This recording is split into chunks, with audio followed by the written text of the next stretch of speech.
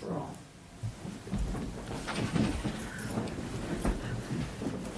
Before we begin, I'd like to read the Stoughton School Committee operating norms. Agree to disagree, assume positive intent, be outcome-driven, be prepared, be respectful, celebrate our wins, the district, and each other, challenge the issue, not the person, have fun, manage time wisely, put students first, resolve the issues during the meeting, speak from one's own perspective, and speak with one voice.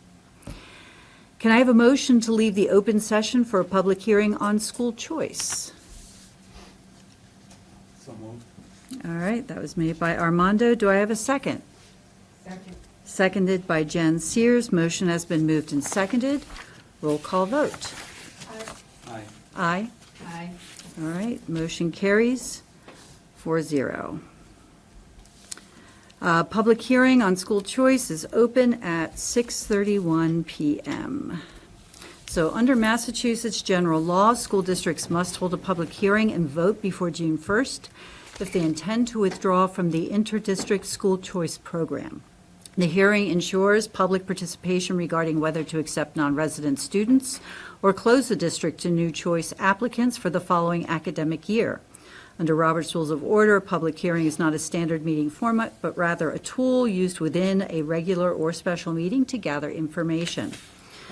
Requirements for public participation: if there is someone here who wishes to make a public comment, there is a sign-up sheet near the entrance of the meeting room. Comments must be confined to 3 minutes or less. Do we have anyone here for public comment?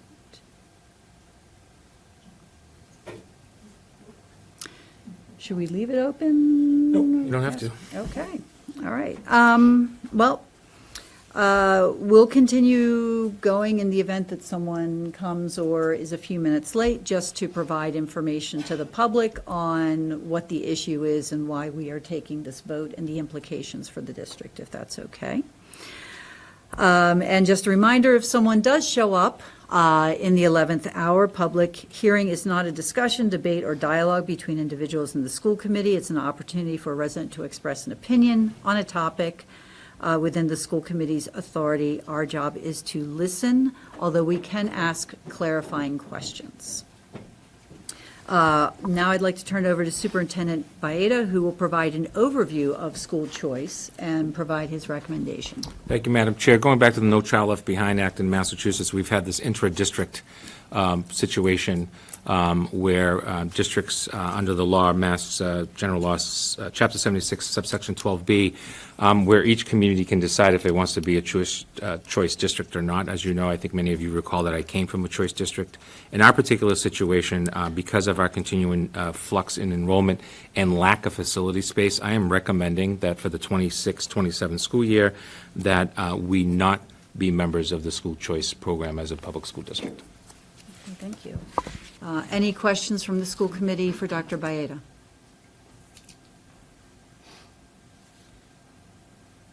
Okay, hearing no input from the public, can I have a motion to close the public hearing to return to our regular meeting? So moved. Motion has been made by Armando. Do I have a second? Second. Seconded by Jillian. Motion has been moved and seconded. Roll call vote. Aye. Aye. Aye. Aye. Motion is carried, 5-0. Public hearing on school choice ends at 6. Not yet. Motion, on the recommendation. Don't we need to close this and then we Yes. make the vote? Yep. Thank you. 6:34. Okay, with that being said, do we have a motion for certain public schools to not participate in the school choice program for the 2026-2027 school year? So moved. That was made by Armando. Do I have a second? Second. Seconded by Jen Sears. Motion has been moved and seconded. Roll call vote. Aye. Aye. Aye. Aye. Motion carries. Thank you. 5-0. And then here again, there we go. All right. Moving on to public comment. I don't believe we have anyone here for public comment. All right, so we are moving on to our student advisory representative update. Hi, my name is Johnny Pena Perez For some school updates, term 3 is ending April 3rd. Spring sports have begun. Currently, the jazz band had just won gold at States, and the theater program is working on the Footloose production. For student council, we got the opportunity to go on the CMASC field trip in Cape Cod. And on this field trip, we worked on leadership skills and a lot of team building with other surrounding student councils. And we just held the lock-in for e-board elections for next year. How did the lock-in go? It went very well. Yeah. No casualties? No. All right, no blood was spilled, it was a good time. Any questions for our student rep? Yeah, Julie. May I just add that the Student Council also earned the Silver Award for their Book of Excellence. Oh, can you explain what that means? You want to explain? I'll leave that to you. So each year, student councils have the opportunity to put together this Book of Excellence where they talk about all the things that they've done and accomplished, how they've impacted their school. The principal writes a letter of recommendation. There's a whole process in which they put together, and they are striving for gold. We have not earned an award in several years, many years. And so they put together their Book of Excellence. They turned it in, and we won the silver. Oh, congratulations. That's fantastic. All right. No other questions or comments for the student rep? All right. So I believe we have a new hire. Julie. We do. I am pleased to announce and introduce Mr. Ryan Augusta, who will be joining us as the next principal of Stoughton High School. Mr. Augusta brings with him a strong and well-rounded background in education, currently serving as an assistant principal at Medway High School, where he's been for several years. Prior to his work as an administrator, he was a special education teacher, and he dedicated 7 years in the classroom. Mr. Augusta is a visionary and collaborative leader who is committed to cultivating an inclusive, forward-thinking school culture, one that supports all students while also challenging them to grow academically, socially, and emotionally.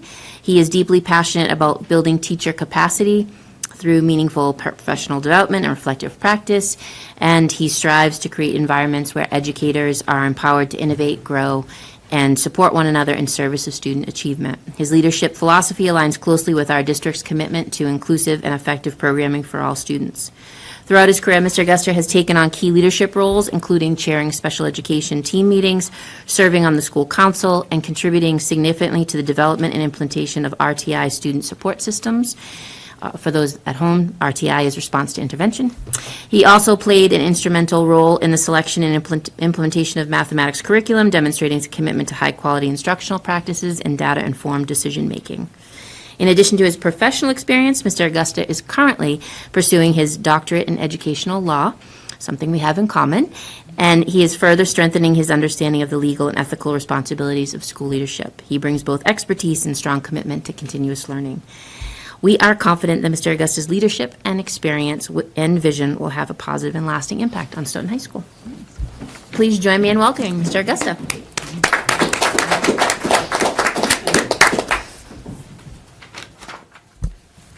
It's green. He's already trained on the button. Yeah. Wow.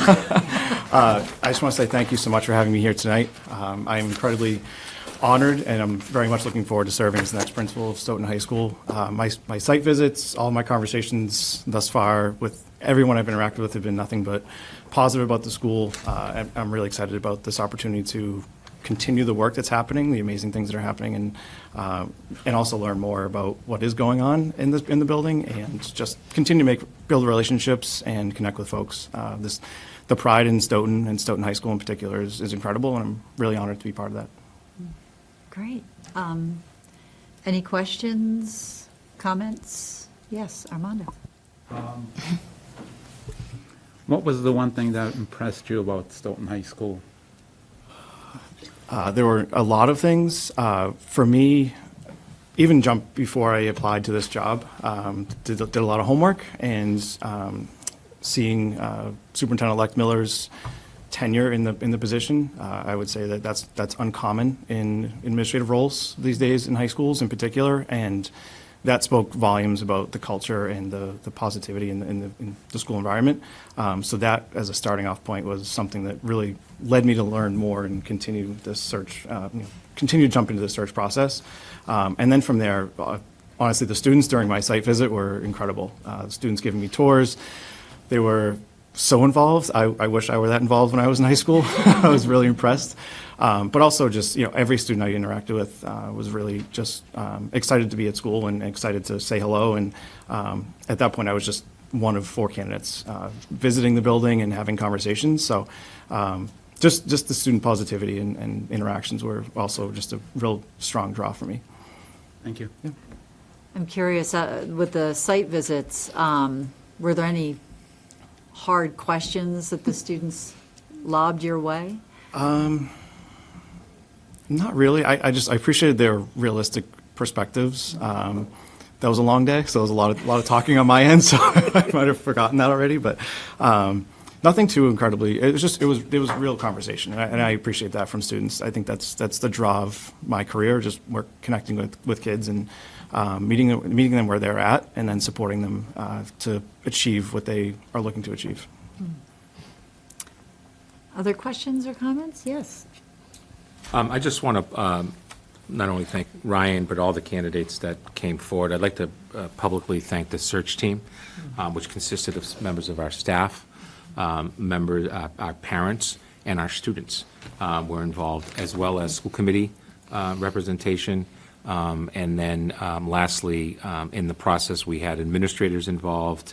And then lastly, the superintendent-elect and I, working with the person who really ran this whole thing, which was Matt Colantonio from the beginning, from the start of collecting all the information, did a really good job as our HR person to make sure we were double-checking everything, reference checks were done and all of that stuff. So when it came to my point, I was speaking with Ryan's current superintendent, who I happen to know really well, and had been known him for over 10 years. But really putting yourselves out there is part of the process, right? So I want to thank all of those that participated in this process, and I want to thank the search committee for providing us 2 outstanding candidates at the end. Here we go. It's a fresh start. Yeah. Welcome. Thank you very much. Thank you. Curriculum updates.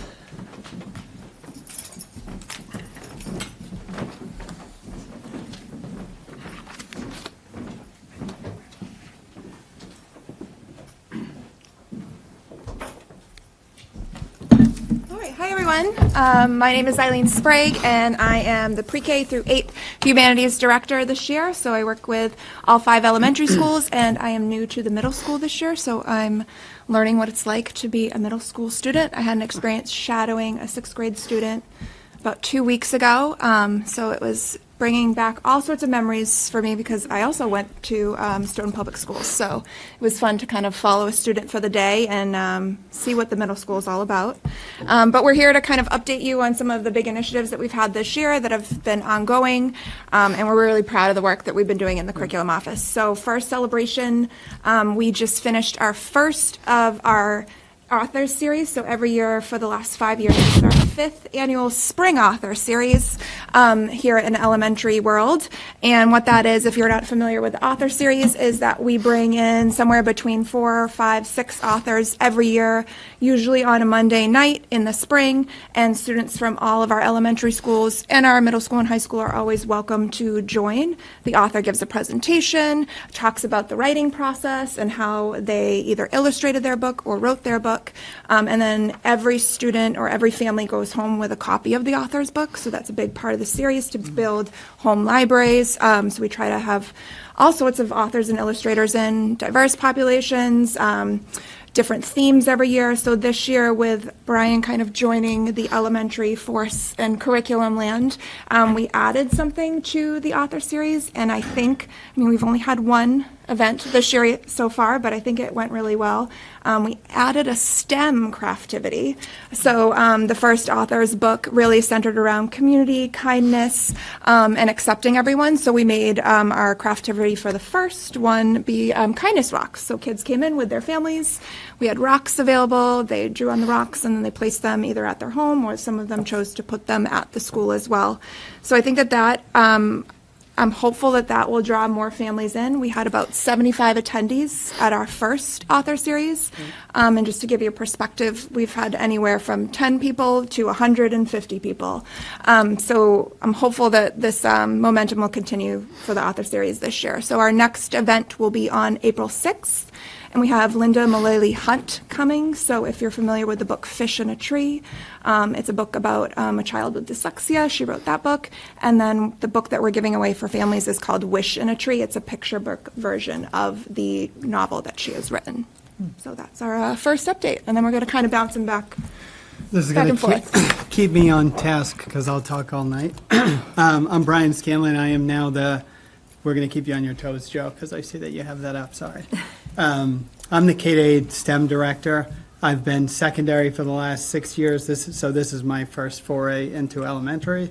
I've got some adjusting to do to elementary, crying and sneezing like she does to middle school problems. But it's been great. This has been great. My first update is maybe less exciting, but it is revamping elementary math assessments. We've had a couple years of trying to figure out how we're assessing units, chapters, standards for elementary and having it be actionable to make changes to real-time instruction. So what we're working on now, myself, the math coaches, and groups of teachers who are willing, is to make shorter standard-based assessments, like 5 to 6 questions. This way we can test or assess in real time, and then it is immediately actionable because it's just on one standard rather than a chapter test with 4 things. You get the data back, and then it's like, well, these 13 kids struggled here, those ones there. This is just going to be one test. We're going to have multiple versions, so students who don't do as well as we would like can immediately retake that. We can work in small groups. It allows teachers to have flexible small groups. And like I said, it's our goal to have it be immediately actionable so that we're not at the end of a unit going, we have to go back and reteach these 7 things, but rather have a smaller content group and hopefully meet those needs faster than we have in the past. We do have 2 options for how we're going to assess. One is Star Custom, which is part of our Renaissance platform, which is what we do for benchmark testing, K-8 and math and ELA. And we're hoping that will better align with what students are already asked to do. Taking it in Star Custom also kind of adds to their trajectory because it alters content as they progress. So it actually does, the program meets them where they are. Or the other option is pair assessment, which is currently what we assess with. So teachers are kind of going to be the voice of what is more comfortable for students or themselves in that realm.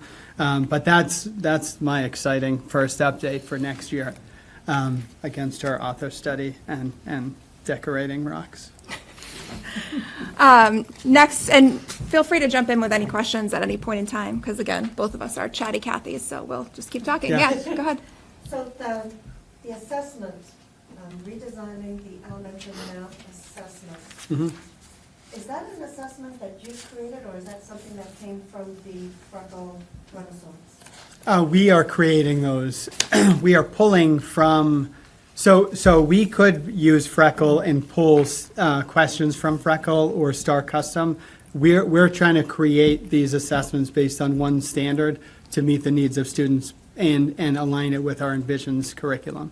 So the difficulty is when we just use STAR, it's not a direct alignment with Envisions, our curriculum. So we're trying to pull questions that either meet MCAS, they see in Freckle, or we see in our Envisions textbook, and kind of mold those to be an actionable test that would be 5 to 6 questions and Yeah, okay. follow. First of all, I just have to say, your name precedes you. we're really lucky to have.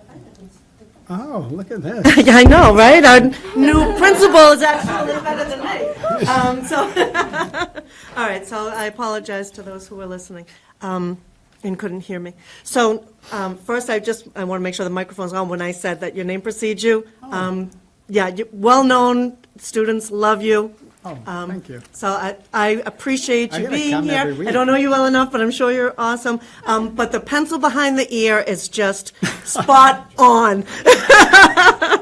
It's a whole look. Spot It's a whole on. look. It is. It's a whole look, and it suits you, and I love it. Don't get rid of it. So for math assessment for our younger grades, you're already know. You might even know where I'm going with this.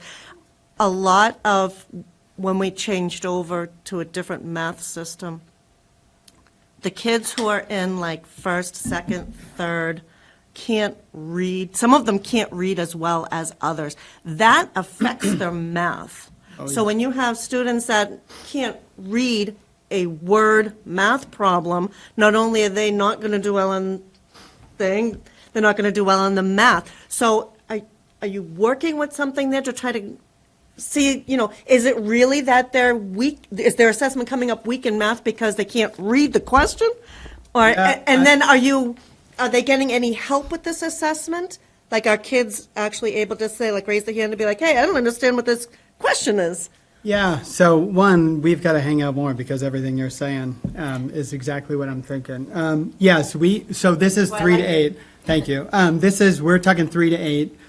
K to 2 is a little different, but yes, one of the things that, as a math person, I'll always blame ELA for our math scores when I go, the word problems are them, right?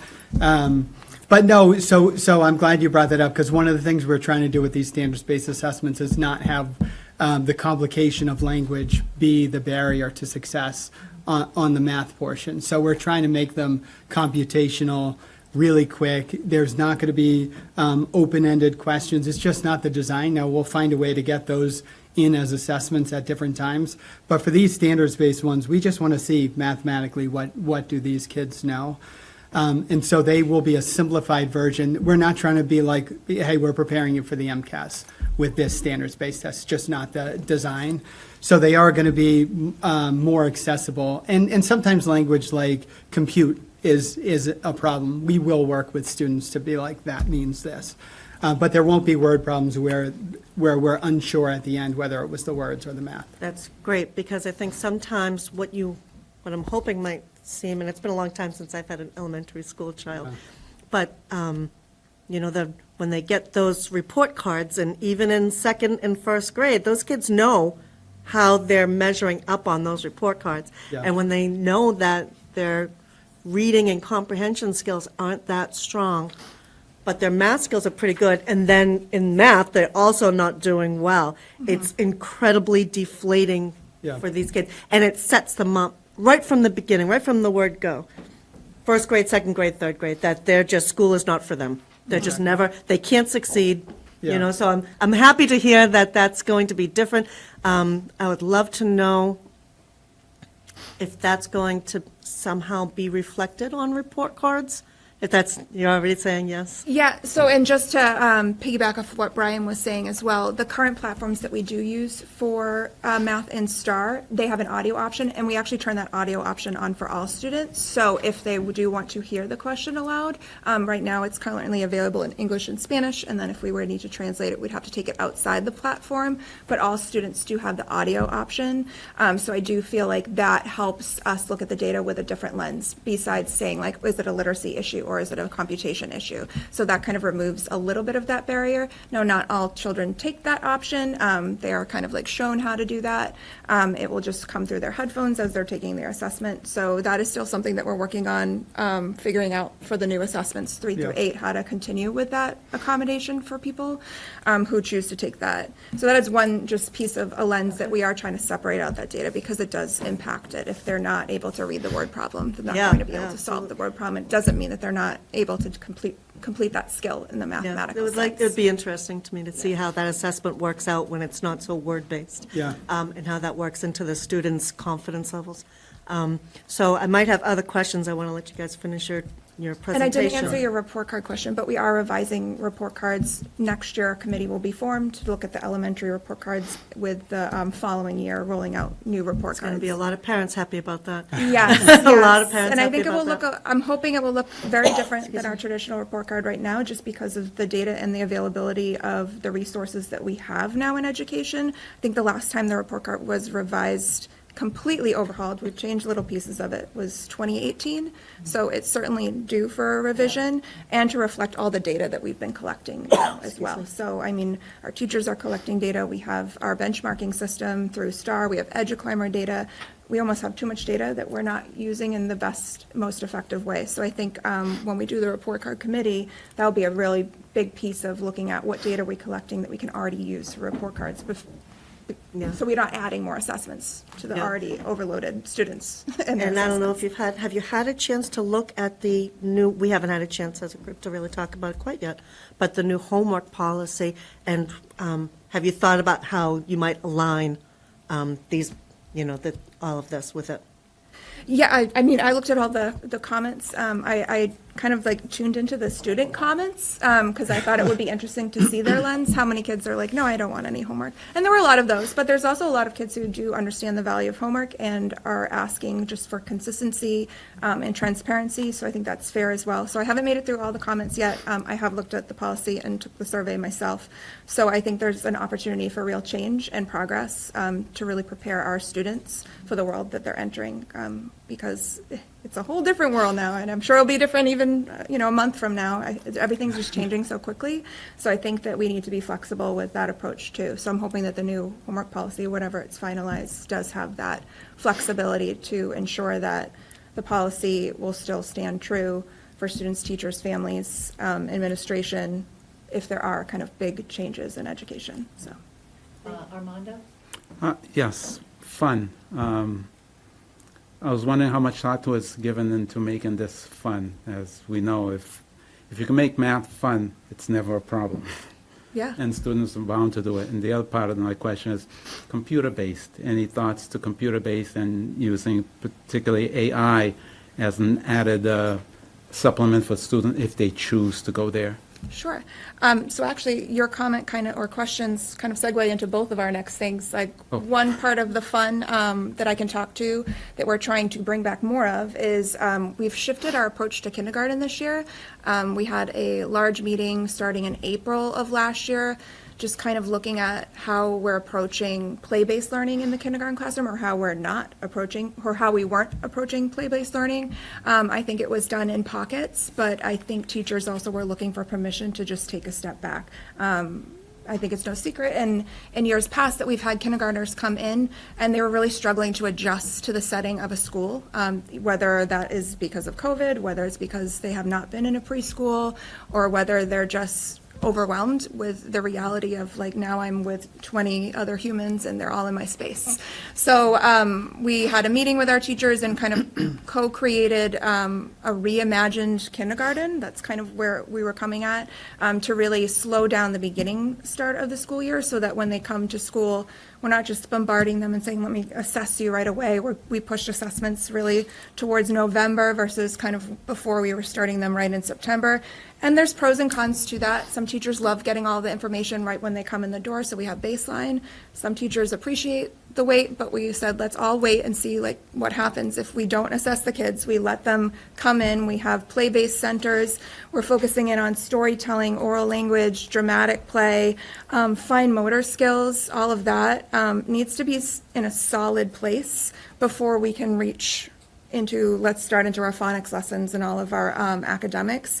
We're not saying we're not doing academics, but I think our teachers are feeling the relief or permission to now create more play-based activities that have an academic lens. So it's not just like go off and figure out how to play, but it's more, all right, now we've learned about our community, like let's play community helpers, and those are more like our play-based centers. So I think that so far, the feedback that we've gotten has been that students are much more ready to enter the curriculum because we were able to slow down even things such as like our pencil grip and our fine motor skills to get ready for handwriting. Instead of just saying second week of kindergarten, we're starting in letter formation, let's make sure they know how to draw a straight line first. Let's make sure that we're working on our, our pencil grip because if you can't fix the pencil grip and they get a pencil grip that is off, it's very difficult to kind of roll that back.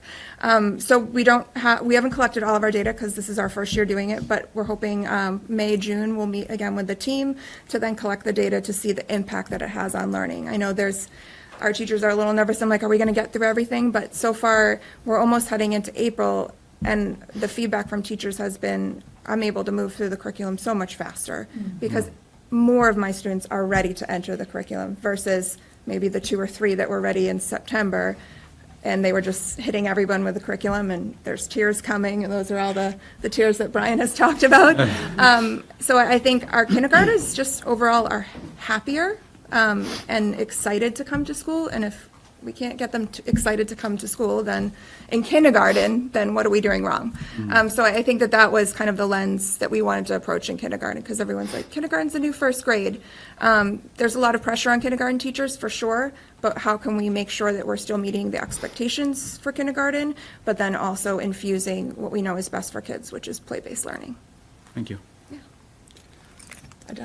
So as far as math assessments being fun, I'll need some time to work, and then we'll all get rich. But I do think that these assessments will lend themselves to more success, and more success creates less fear, which I think is the biggest problem in math, particularly as kids excel, is that it's now fear-based rather than comfort-based. Students come in. When I taught 8th grade in Boston, it was always like, I'm not a math person, my parents aren't math people. And you have that like, oh, you've given up. You're 11 years old, 12 years old, 13 years old, and you're already like, no thanks. I think that's our constant battle. I do think that when students, even a smidgen of success gives them like the ability to want to try a little more. So I hope that those assessments become the catalyst for fun in the classroom, or less fear. I can talk about my next point, which is the Freckle Challenge, which actually it might be the only fun thing I have to talk about. So Freckle is our adaptive program through the Renaissance platform. We've used it almost exclusively for math in the duration that we've had it. We are introducing ELA this year, and it's getting more use, but one of the things we did this year was try to incentivize Freckle usage through giving out some awards, recognizing kids in newsletters. Hopefully you have seen some of my awkward pictures with a treasure box. We should have brought the treasure box. It is upstairs. So we've tried to have students use Freckle and like kind of unknowingly have fun doing math, knowing that one, they'll get recognized in class, which is happening everywhere, but then we run and do like a zany newscast in the morning there, call kids down, they get to pick a treasure from our wonderful treasure box. They get an award letter sent home, and they end up in their school in the district newsletter. I think that I'm a superstar at the elementary world when I walk around with that treasure box. I'm like, it's like Karen Powers. Everyone's like, you're the best, right? And I love it. The middle school, it's a little different. When I walk in, they're like, what's this guy doing with this box? But you'd be surprised how excited they are when they're like not in front of their crew. When they come down to talk to me, to take their picture, they're all smiles, they're all excited. And I do think those little things add up to math being fun.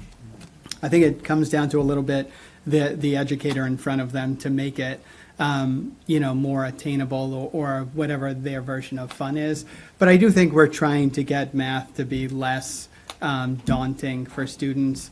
And then with the Freckle Challenge moving K-8, because we weren't sure how it was going to look in the middle school. Jeanette Hogan, who runs the math department over there, is phenomenal. And she has done a great job convincing her department that this is like a worthwhile endeavor.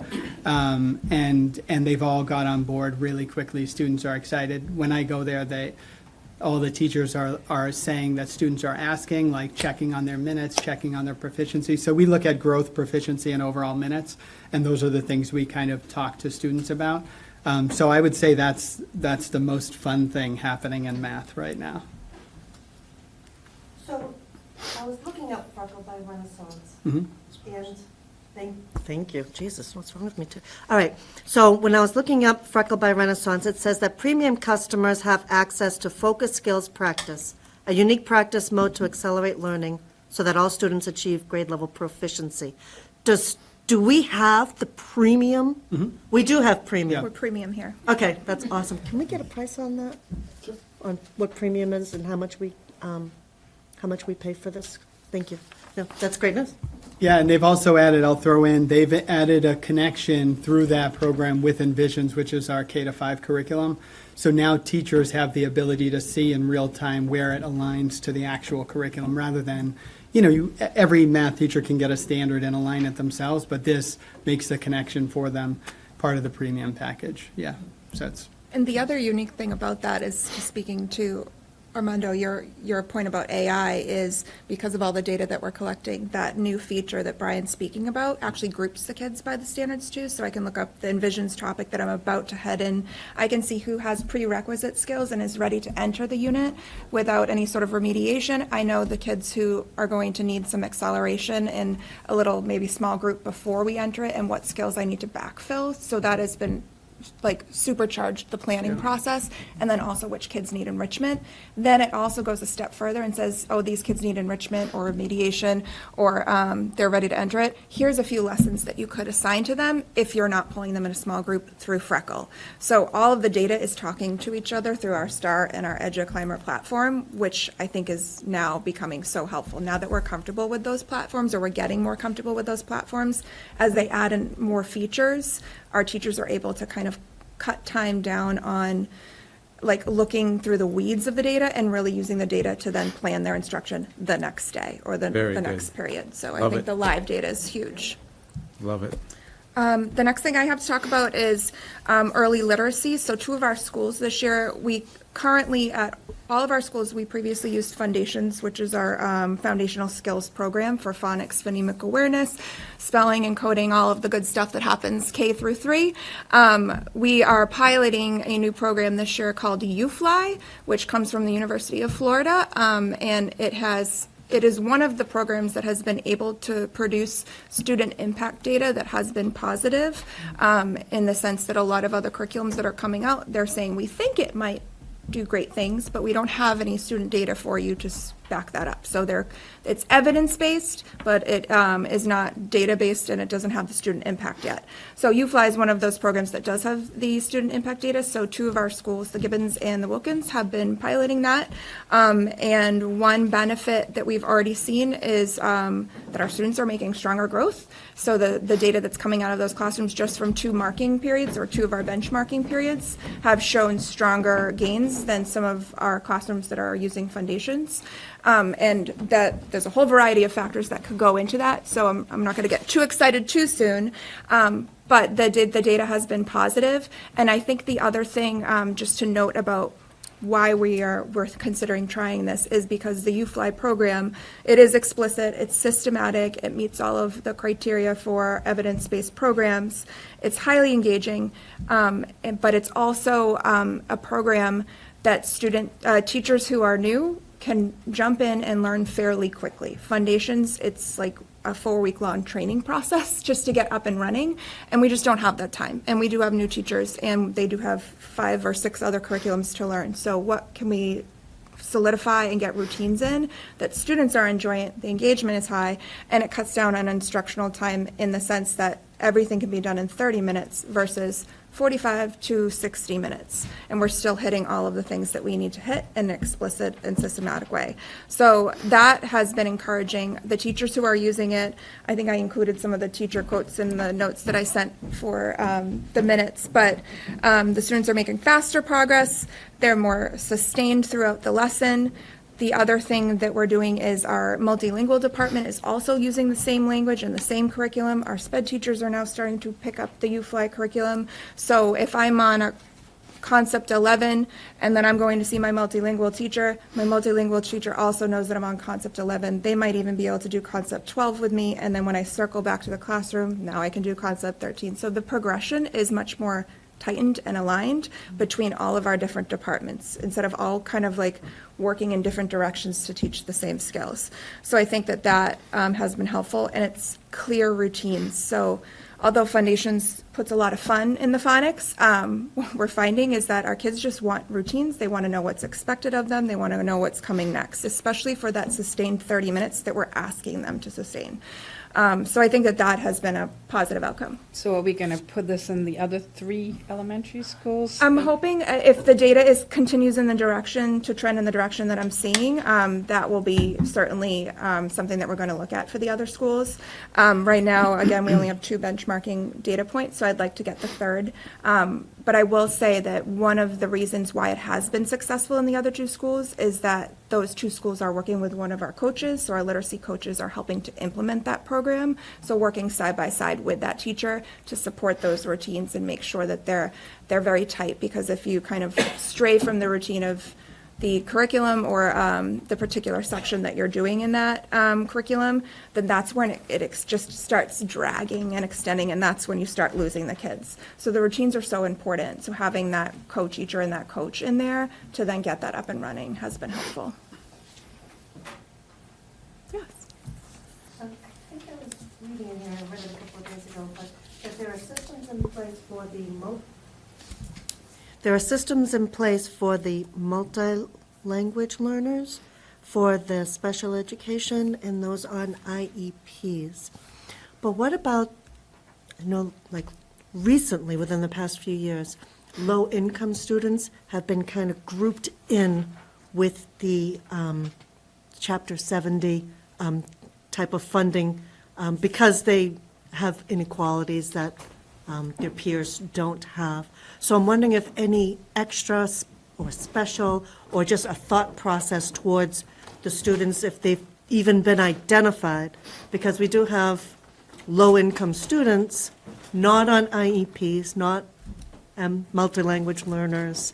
Sure. So I'd love to hear more about what you're able to do for some of the lower-income students. Absolutely. That aren't, how are you identifying them? Not, Yeah, you know, even not even overall. being low income, like we have students who come from all sorts of backgrounds who are just either not ready, they have not retained what is happening, or they just need a little bit of extra instruction. So that kind of segues into, sorry, I'm going to go off script, one of our other programs that we're putting in place. So UFly, this program would be a tier 1 program. So all of the students, whether they're multilingual learners, whether they're special ed, whether they've been identified for intervention, everyone would be using UFly, so they're all getting the same access no matter how they've been identified or not identified.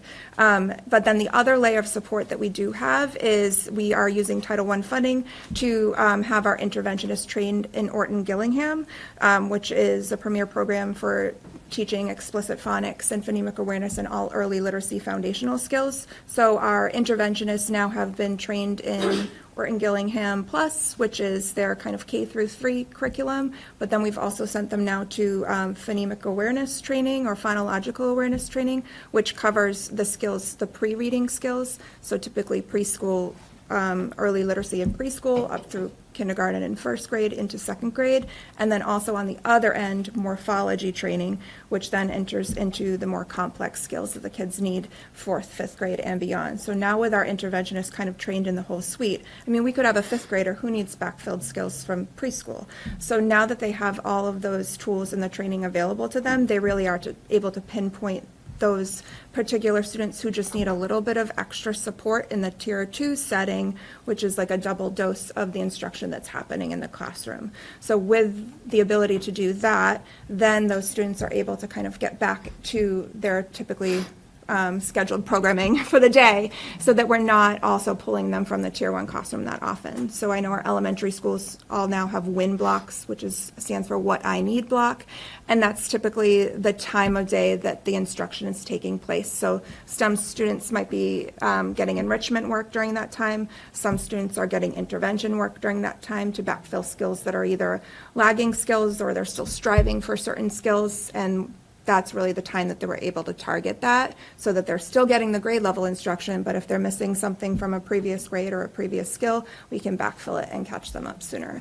So that hopefully kind of speaks to the question that you had about, like, what about the other students who haven't been identified?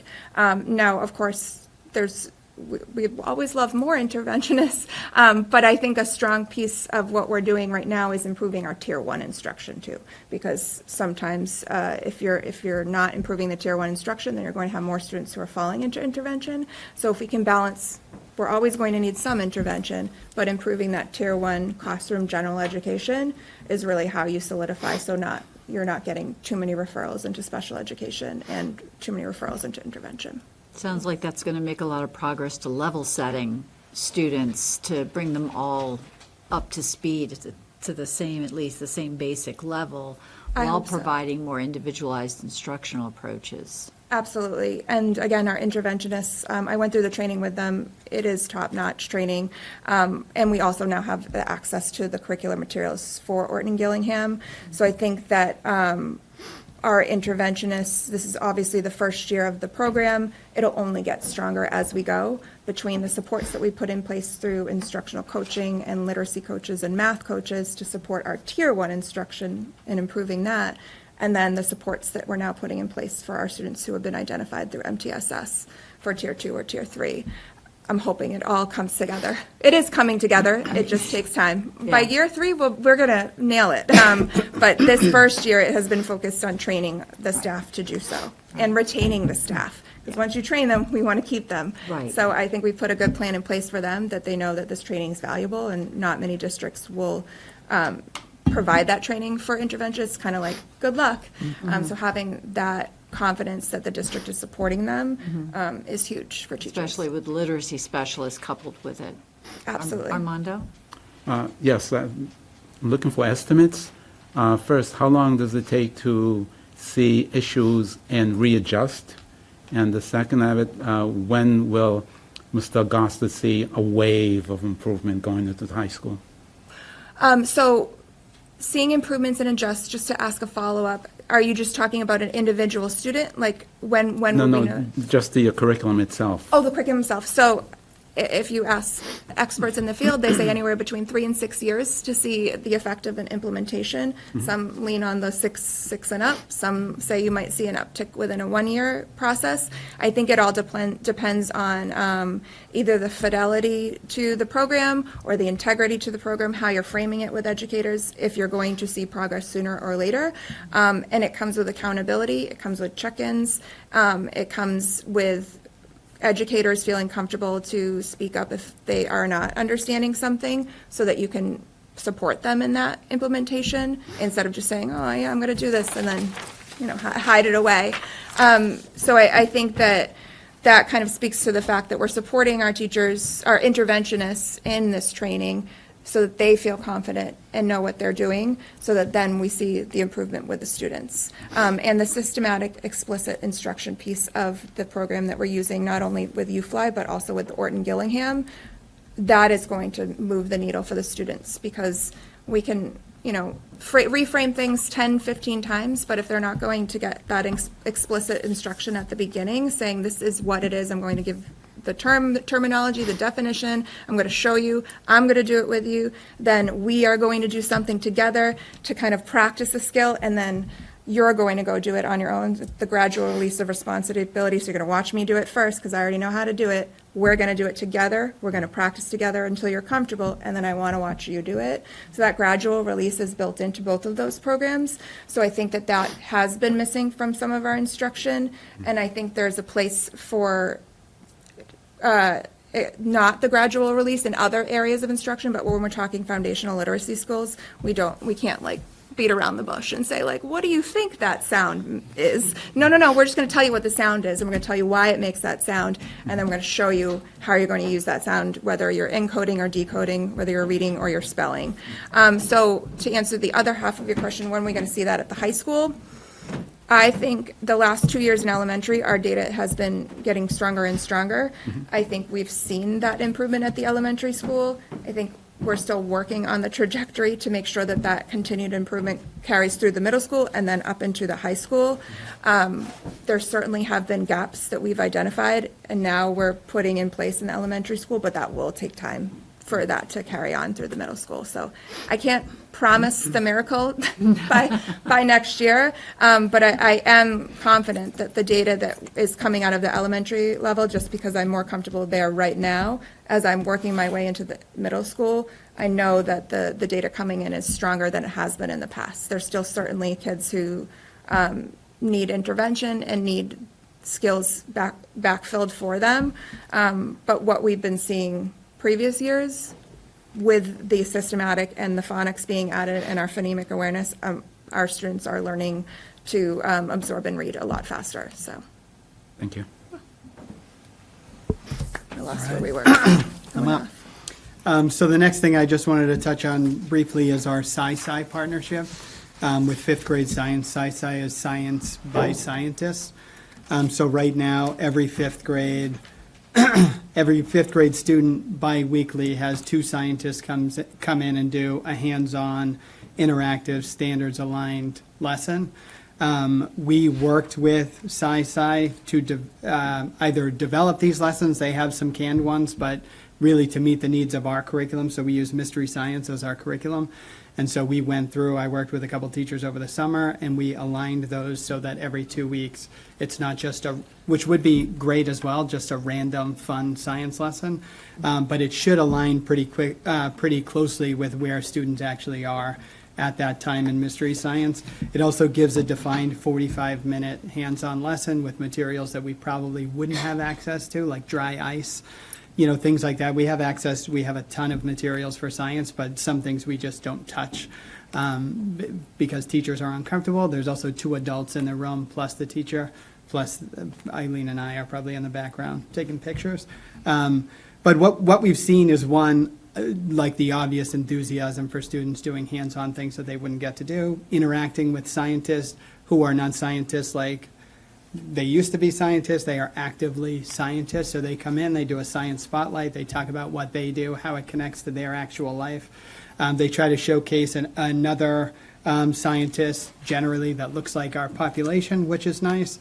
And then students get to participate as scientists in these hands-on lessons. We did one survey, we'll probably do definitely one more, but maybe 2 for teachers and students. I should share that with you guys because the data is not only cute to read from 5th graders, but it's overwhelmingly positive.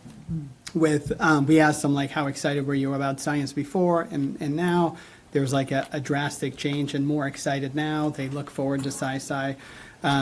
So that's been like a home run this year. Eileen kind of stumbled onto this partnership over the summer, and it came together pretty quickly. So having those 2 scientists in the room every 2 weeks has been really great for students. I also think it's good for teachers to know that, like, some of this stuff that feels maybe out of bounds for a teacher who's not a science teacher by nature, they feel a little like, maybe that's not for me. And then when they see it in action, I don't want to say it's simple, but it's, I think, less daunting to the teacher. And that's really our goal, is to show them, one, what your students are capable of in these kind of, you're a scientist role, like go play with stuff. And so I think it's showing kids that science is fun and they can learn, and there's infinite connections to the real world. But hopefully teachers are seeing that it's possible to do some of these without 2 scientists coming in. And so what that will look like next year, I don't know. We're actively working with Collegium, who funded most of this. And so we're actively working with them to see what possibilities we have for next year. But then I'm also working with teachers to figure out how much of this we could, for lack of a better word, steal and like recreate ourselves, particularly in lower grades. So Yeah. borrow.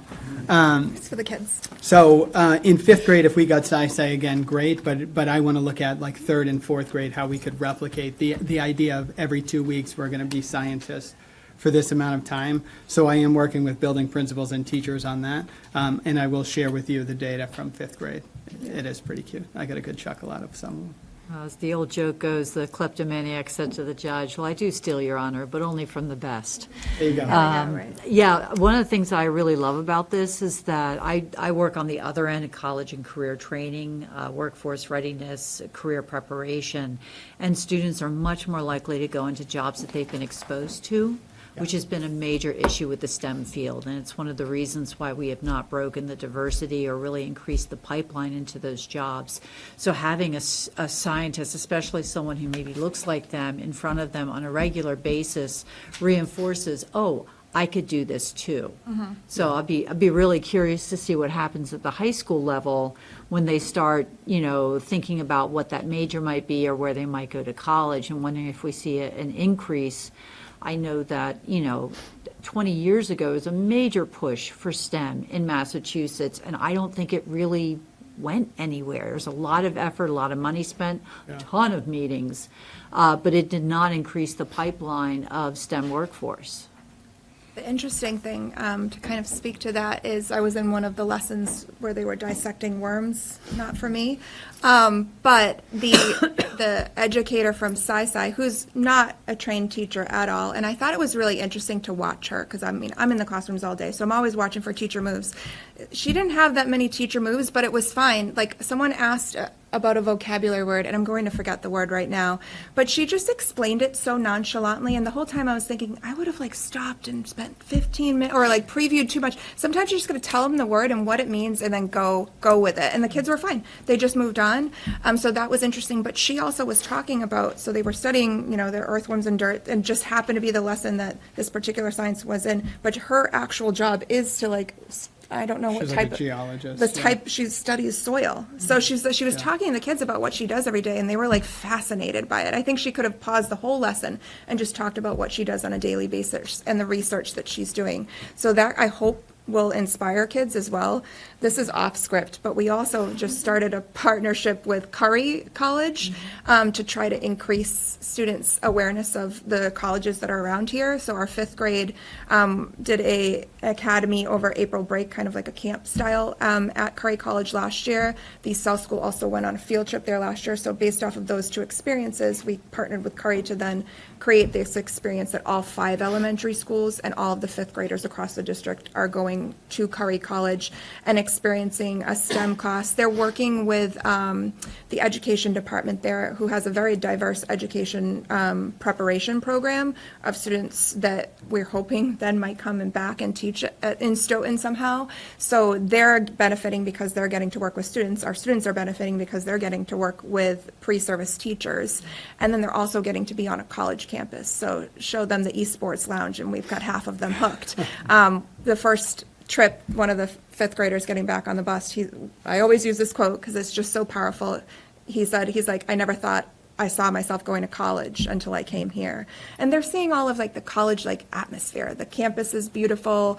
They're the one day we were there, kids were planting seeds in the courtyard, and there was a bouncy house for something. I don't know what it was. The kids wanted to go on it. We're that's not for us. But I was but if you go to college here, then you could have the bouncy house. So just the whole experience of just being on a college campus, I don't think I realize how many of our students have not been on a college campus and might not have ever been on a college campus until they either go to college or are already thinking about making those types of decisions. So just opening the access earlier to inspire them. We also get to do lessons in the science labs there, which is a huge benefit because we don't have science labs in the elementary schools. Yeah. I lost track of where we were. So I have one more middle school initiative that we're talking about tonight. So for the middle school humanities side, we're working on improving our writing across the board, and that includes across all content areas. So we're noticing a huge gap in students' ability to write, not only at the middle school level, but it is something that we're passionate about right now at the middle school level. So it is a multi-year initiative. The 2 humanities department heads or head teachers right now for history and then for ELA are working together to provide professional development for their departments to build a writing toolkit so that then across the school year 2, we can have a common language for how we're doing writing and how we're assessing writing, how students are giving each other peer feedback, how they're self-reflecting on their writing. So really trying to streamline the process, because what we were finding is that from classroom to classroom to classroom, we're all trying to teach the same thing, but we're all teaching it different ways. So trying to solidify that so that not only our vertical articulation is there, but also our horizontal articulation. All right, still on the middle school. The last thing I have is we are working on the introduction to the first 8th grade challenge science course. at OMS. Right now in 8th grade, there's algebra, which is challenge math, and then they have ELA and civics, which are challenge courses. Science was just the one that either didn't exist for some reason or took the longest to create, but we are there now. So next year, as of next year, an 8th grader will have access to a challenge science course, which we hope will better prepare them for biology, which is 9th grade. Now every 9th grader is taking biology, which is newish to our program of studies at the high school. We've had a couple different courses in freshman year, but bio is an MCAS course. So one, this aligns 8th grade to have challenge in all the core subjects, but then hopefully Ryan, we waited until Julie was leaving to give it to you, Ryan. So that hopefully we do see that bump in 9th grade with the students who are ready to be challenged, who are actually being met at their level. That science course will not be a different course in 8th grade. They'll just dive deeper into certain things, maybe progress through a unit in a different way, maybe be asked to do more, but there will be no added units. It won't be a different experience for students. It will just be deeper into specific units rather than like if you take 8th grade math and algebra, you're taking two different courses. That's not how this science course will work. So everyone will get the same material. They will just dive deeper into it if you're in the challenge course. One question around that. So we did some research around feedback loops, looking at the alignment of MCAS and college placement tests, and found that ELA actually very closely correlated. If you look at grades in MCAS, you have a fairly good sense of how a student's going to perform in college. That was not the case with math. So one of the things that we found was that most of the questions on the AccuPlacer actually required skills that were taught in 8th grade. And many of them reflected skills that were initially taught in 4th grade and then never covered again. And I'm talking specifically about dividing fractions and decimals and order of operations. So the challenge with math is once you master something, you kind of go on to a completely new topic. It's like if you learn, Spanish for 1 year and the next year you're learning French for a year, and then the next year you're learning Cantonese for a year, and the next time you're learning Portuguese, which is kind of like the Spanish, but you don't really remember it, So I'm just wondering, in that deeper dive, is there a reinforcement of that? Because that actually does play out 4 or 5 years later when it comes to matriculation into credit-bearing college courses. Yeah, so I think at the middle school level, certainly everything in math is linear. So we're kind of always spiraling, sometimes because it's in the curriculum, most of the time out of necessity, to make sure like you did learn this last year. I think one of the things that I think my response to you would be that in the early ages, we're not teaching kids why they're doing what they're doing mathematically, and which is why the state has overhauled standards to make sure that students aren't like, you can't trick your way into math long term, right? If I'm a 3rd grade teacher, I can teach you like a trick that gets you through the day, and then I can actually sign off on like, get out of here. This has nothing to do with 3rd grade teachers, but at any level, because I see it at the middle school level too. It's like, I can teach you a trick for scientific notation, but then at some point that trick is not going to work for you. So I think that's been my focus this year, particularly at elementary, is to try to make sure we're teaching the standards and understanding the standards, but not diving off into like, well, I learned it this way and I know it, so that's what I'm going to do. Or it's easier for what I think it's easier for a kid to understand today. I think as a secondary math instructor, I think that's the biggest issue that I've always had is kids come in with tricks that just die at some point. And so that's been my focus this year, is working with elementary teachers to not teach like an algorithm to get them through the day, but like have the students leave understanding why that algorithm or that trick works. That's a way bigger, that's like more than a this year discussion. I think it's a broader discussion on teachers understanding standards, PD around that. Or just more targeted instruction for teachers to understand why that trick gets you through the day, but like in 6th grade, we're like yelling at the heavens for that thing. And then in 9th grade, they're doing the same thing, right? Because you do run out of time with 180 days. It's tough to make up the previous year and your year and prepare them. So sometimes it just happens out of necessity. But yes, I think one of the things we're looking at in math is the why. And 20 years ago, it was just rote memorization, like drill and kill, get out, you're on to the next grade. The standards change has lent itself to us taking the time to try to teach kids why. So I think that would be the change. We'll see. I mean, it's been not even 10 years with the new standards, so maybe now we're catching up to, is it working at the state level? But it's certainly a conversation we're having at elementary and middle school to better prepare them for the high school without tricks, with like a deep understanding of why these things work. I don't know if I answered your question. One question, one thing I've always been curious of, my kids came to this school, and one of the things I've always worried about is I've never really felt I saw a great coupling between the math and the science.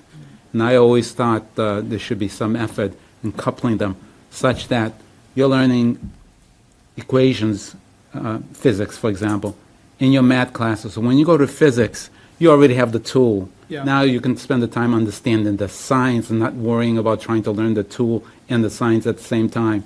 And I'm hoping everyone agrees that maybe a better coupling would help. And I believe this is probably more on the teacher level. It's teachers cooperating and saying, I need a formula for electricity vehicles, RI. Yeah. Teach vehicles RI in this grade, so when they come here, they know what the tool is and how to apply the tool. Now I can teach them the science. Yeah. Yeah, so I think that happens more at the high school level where particularly in physics and math, a lot of it is, I mean, if you went into a physics class, it could be a math class. So I think that some of that is happening kind of, again, by necessity, where kids are learning the same things at the same time. That would be a bigger thing to do more often, because it would take aligning two different scope and sequence documents to line up. I think what we can do easily is reference the other courses, which we do try to do at the secondary level, is, sometimes just saying you learn this in, I was a STEM teacher at the middle school, and I would do that. That was my everyday, is being like, I know you're doing this in math, that's why we're doing it here, or I know you're doing this in science, that's why we're doing it here. So I think we've got to do a better job of that. That's a big endeavor to get units that align, but I think just conversationally, that's something that we should do more. It's certainly happening at the high school with some of the math courses and physics and chemistry. And the other thing, the other thing that I think we can probably do a better job in math in particular was, you spoke about real-world problems.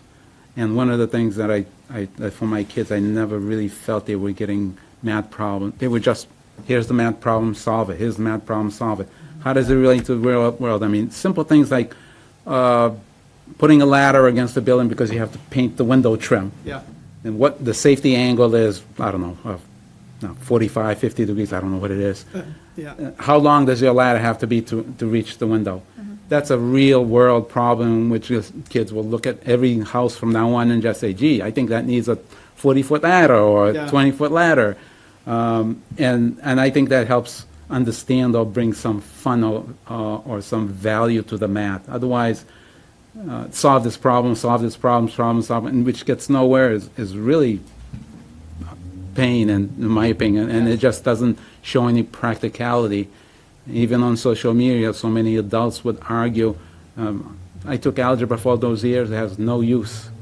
And I often have said to them, what are you talking about? How long does it take you to get to New York if you're going to New York?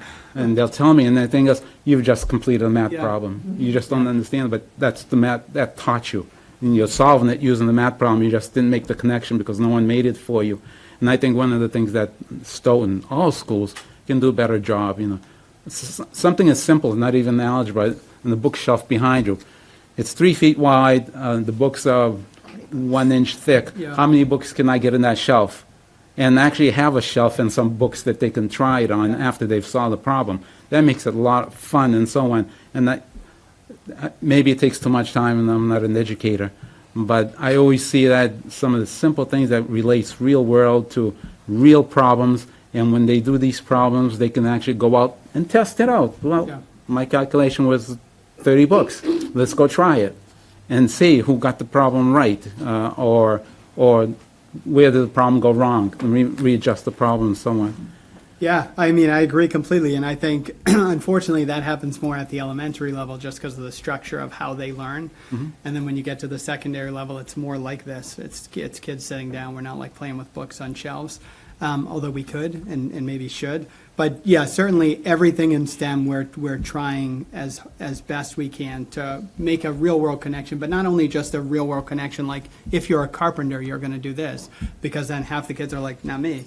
But like any connection that would be local, right? Something that's in the building, in the community. So yeah, we are trying to do that as best we can, make those connections. There isn't always time to do some hands-on thing to make it tangible, or maybe it's harder for some teachers to make things tangible, to make that connection. But certainly it's part of every curriculum document that we have to try to use real-world connections to make sense of a problem, or to give students something that they can look at outside of the classroom and say, oh, that's what Scanlon was talking about, right? Like, that's the thing. So yeah, I agree with you that we could do a better job, and we will continue to try. And some of the things are relatively simple. How do you measure the circumference of planet Earth? Yeah. Which was done in a simple mathematical algebra problem, which is simple to do. What child wouldn't be interested in how do I determine the circumference of the Earth? Just showing how I forgot the name of the original mathematician, I think it was in Egypt, that did that problem and got a fairly accurate number of the circumference of the Earth. I mean, which child wouldn't want to be interested in knowing that? And I don't think, at least my children, they never brought home a math problem that associated things like that. Yeah, And I think they would have gotten a great deal of benefit by that. I agree. Thank you for that. Any other questions or comments? Any more compliments? I'm just kidding. We've had- Thank you. Yeah, so I just want to take a minute to hopefully, and the committee would agree, this might be one of the most fundamental, best discussions around curriculum in K-8 that I've had in the 3 years that I've been here, and I hope you agree with that. I also want to, and Brian knows this because we talk a lot about this, and I know he likes compliments. You cannot move this district forward without these two people. I don't say that very often. Thank you. You cannot move this district forward without these two people, because their knowledge and their commitment to their area is broad, and I know Brian is newer to the elementary, but because of his secondary background, and then the reverse with Eileen, because of her early literacy and literacy background, to what that means and should mean in the middle school ages, let's say, or upper elementary.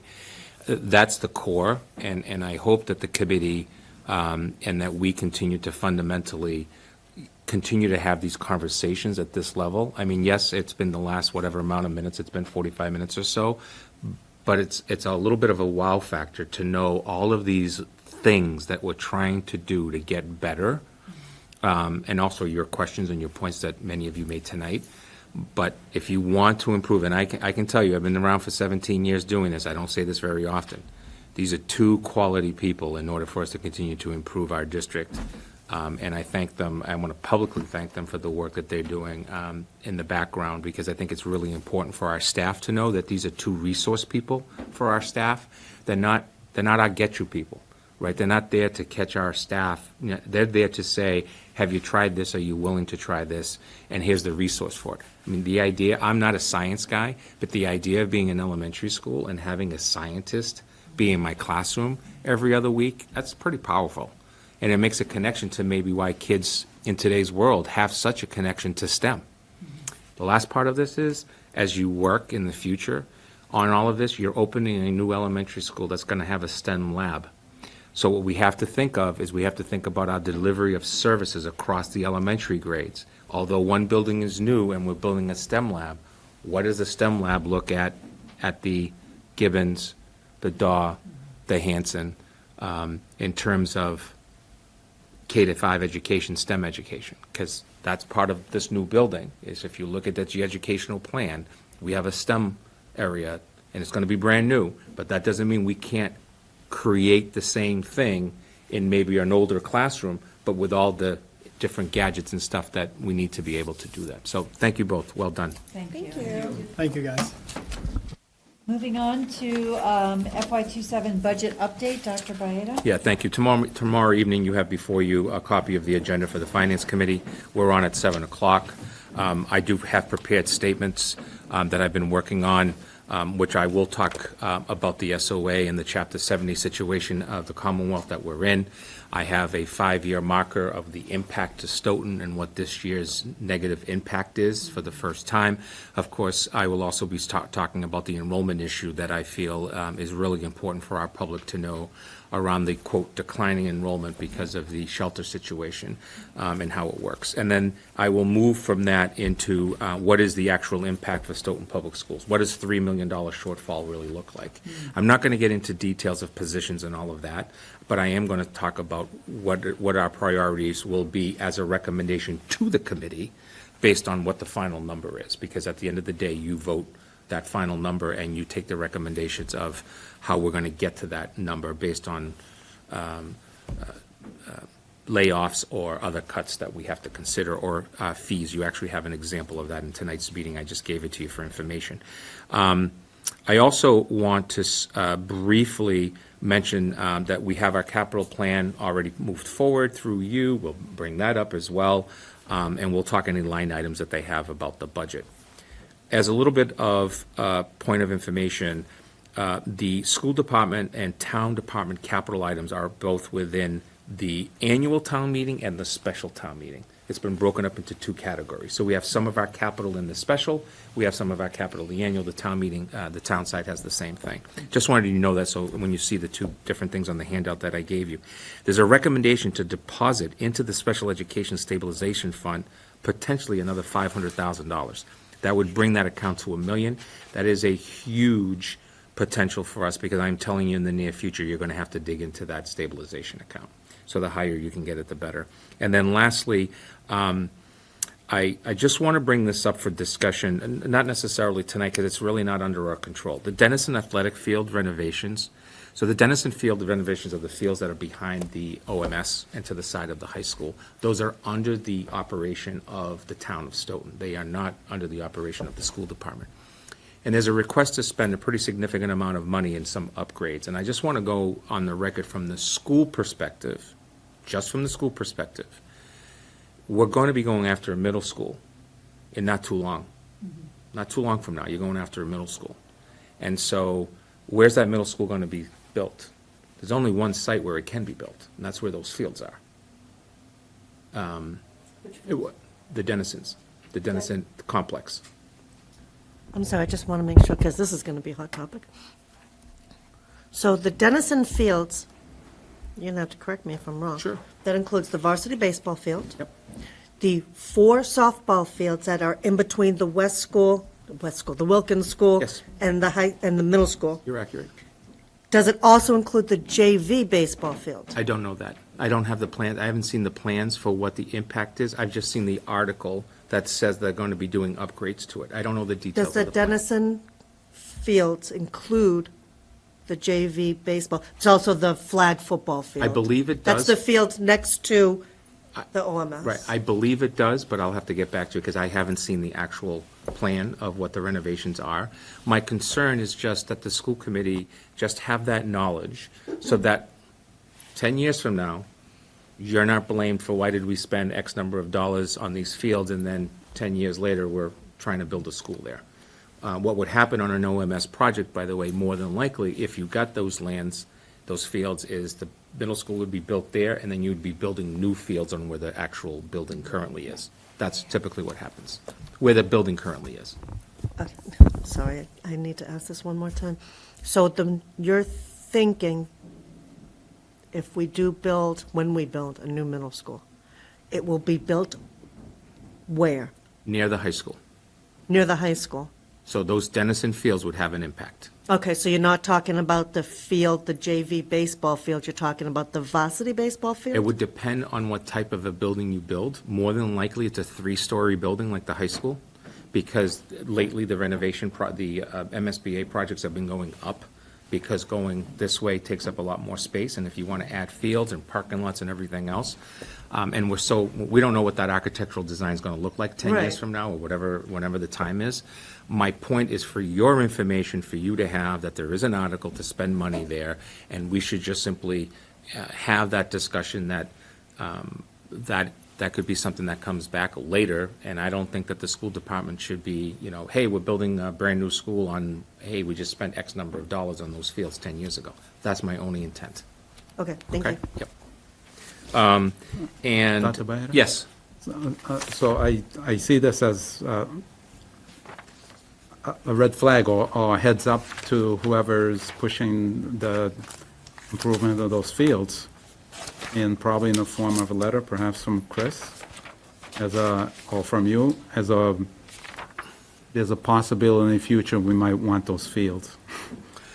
I think that's not a bad idea, and I'm happy to just send that as a piece of information and CC the school committee, that's where, and I'll tell you why. I cannot, as you know, I reside in town. I cannot think of another area of town where we'd want to build a middle school without increasing your transportation costs by at least $1 million. Operationally, it doesn't work. I mean, we share staff between the two buildings, and we could potentially even share more staff.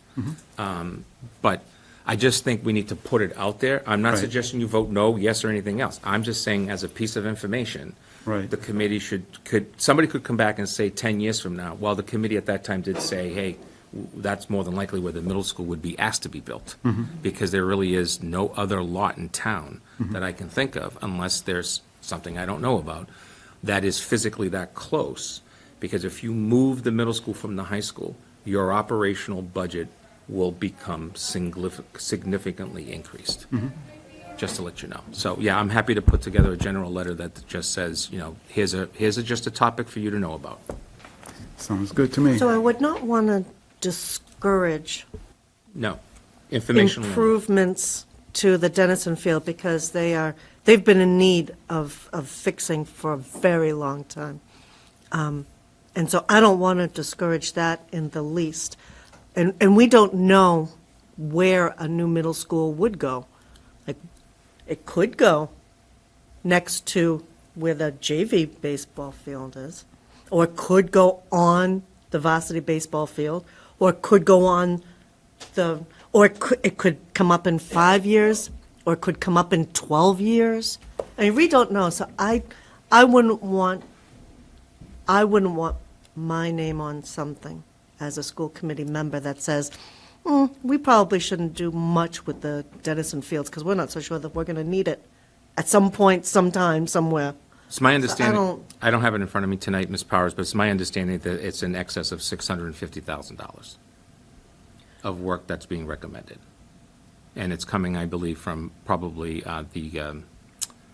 what's it called, the CPC funds. Yeah, yeah. So I'm not suggesting in any way, shape, or form, as a former coach that's always looking for fields, of which our students get a benefit, that there shouldn't be improvements to the fields. I'm just suggesting, is that the type of money we should be spending if long-term we're looking at? Remember that the flavor of that would be that if that building was built in that general area, new fields, just like we did at the high school, would be part of the MSBA project. Just want you to just think of it that way. So, just being cautious and conservative about spending, not saying or suggesting that it shouldn't happen. That's all.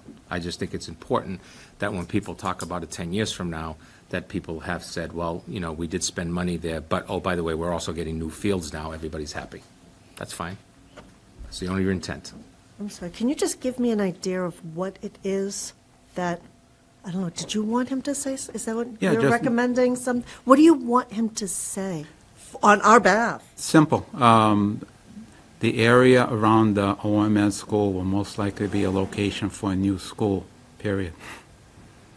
So they're aware of it. Maybe. all it is. Yeah, Do you think they're not aware of it?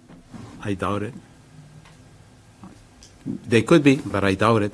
We're the ones that think about schools. No, I think that they know right And where, and then maybe. they know what's here. It may be even a jump start to eventual middle school, If someone starts to really take a look at that and determine, oh, it can go somewhere else or something of that nature, whenever, 10 years, 15 years down the road. It's you got to plant the seed now to have your crop later on. Yeah, I don't agree with sending a letter to the, Well, I don't have to send respectfully, I don't have to send a letter on behalf of the committee or anything. I can just ask the question or make the point, which is just a piece of information. That's all it is. There's no intent to stop anything. It's just, listen, I've been around for a long time. I've sat in your seat, and I've seen the blame game to come back 10 years, 15 years later about how come we're spending money again on the same thing. And I can think of one right away. I was a town meeting member when we tried to put the sewer line at the Wilkins School. It was then called the West School. And it took 10 years later for that to actually get done and cost us significantly more money than we were originally going to do it. That's my only point, is a piece of information of, that does it matter to anyone that there's a potential site for a middle school at that portion? Maybe people are thinking, no, but we would never think of putting the middle school there. We're thinking that it's going over by whatever. South School area. Right, I'm just making the general point. Right. That's the only information. I don't have to say anything on behalf of the committee. Yeah. I'm sure I'll be asked about it. If I know members of the finance committee, somebody's going to ask the question about, so where's the middle school going? I wouldn't be surprised if somebody doesn't ask that question. I'll I ask think that I would question. feel very comfortable with you saying it as the superintendent, but maybe not representative of the school committee, like on behalf of the school committee. I'm you know, happy to but- do that. I'm But just to happy. say, me as a superintendent and being around here for a while, Piece of information. it's a piece of information. I think that would, Perfectly fine. I would be comfortable, more comfortable with I will that. present it that way. Thank you. Yep. Anything else around the budget update? No, looking forward to it. Oh, excellent, okay. This is a standing agenda item that we have around the school building property naming process. We had this on our last agenda, but I did not ask Kathy to provide the policy again. So I asked her to do it again for this meeting so that we can discuss, is this the process that we want to follow? We have a new elementary school that needs to be named. And if it is, we need to figure out what our timeline is and what we need to do to start the process. If this is not the process we want to follow, then we have to figure out, does that mean a policy shift? So that's the question I have. Dr. Bayeda, do you have any? Yeah, I think a couple of things. The committee has, seems, I'll speak from my perspective, seems to have a perspective that getting the public's input on the process is important. You're doing it right now with the homework policy as an example. You've done it with other items in my time here, both this committee and others. So your policy speaks really to the idea of people coming forward with names and information and having to follow that process. Right, that's what the policy states, right? X number of signatures, so on and so forth. But that doesn't stop you from just having a public hearing, if you will, on the naming of the South School and taking input from the public. And by the public, I would mean beyond just parents and staff and administrators, I would say the community, and see what kind of potential love there is out there. And I'm going to give you the two examples. If you're from the south side of town, naming it the South School, yes. If you're at the Wilkins, where there's a potential for many of our students from the Wilkins to end up at the new school, just because of geographics, potential, I'm not suggesting anything, just for discussion, they may not be that same flavor. So, that's the only reason why I'm suggesting that to you. So, no one's come forward knowing that the school committee right now is looking at naming of facilities. I haven't heard anything. No one's given me any heads up about, it should be named after whoever. But if that were to come to you, you have a process from whoever those individuals are that they must follow, and then you can consider. Versus you have a meeting you discuss that, hey, there is a process for this, but as a committee, we're also looking at not naming it after someone and just naming it whatever the committee as a whole believes it should be. The reason why the timeline is important is as we get closer to shovel in the ground and all of that, having signage becomes important because it's exciting, right, for the public to see, especially because the school is on a major, coming off of a major area. So you don't have to do anything tonight, but you may have a special meeting this spring. That's just, for publicize it like it was a public hearing and just simply say, if you're interested in anything to do with the naming of the new elementary school, this is the process and this is when it starts, if that makes sense. So committee members, I ask you, what process would you like to follow as we think about the name for our new building? Yes, Jillian? I read over the policy FF, and I think it's a good policy. It really covers the basis for it. There has been, in the building committee meetings, discussion on what is it going to be, and they're curious on what name we're going to choose for it. So I know there is some interest in just kind of getting the word out to the community and to solicit feedback from them. There's also been talk at the building committee using that as a marketing tool to kind of engage the community, which I think is very valuable. So I would like to have some sort of open meeting that we could have community members come here and speak and have forms for them to fill out so that they can, get that process going. It might be in this committee's favor to put some sort of subcommittee together that is specifically for naming, if we do have that, so that we can, make sure it's marketed and communicated and have all the forms, sent to a centralized location and kept track of. Excellent. So I hear two things. One is a special meeting to solicit community input and the formation of a subcommittee to shepherd the process forward. Yes. Okay. Other thoughts, ideas? Just quickly. Yep. I would suggest that the marketing of that through our communications department is very, very important. In other words, it's not something that can happen 2 Tuesdays from now. I think it's something where we have to put it out there, let people stew on it, if you will, and and really look at our calendar of events. Maybe we take a look at school committee meetings, select board meetings, town meeting stuff, and we say, that Thursday could be a good day to do it because there's nothing else going on in town, or that whatever you guys decide is appropriate.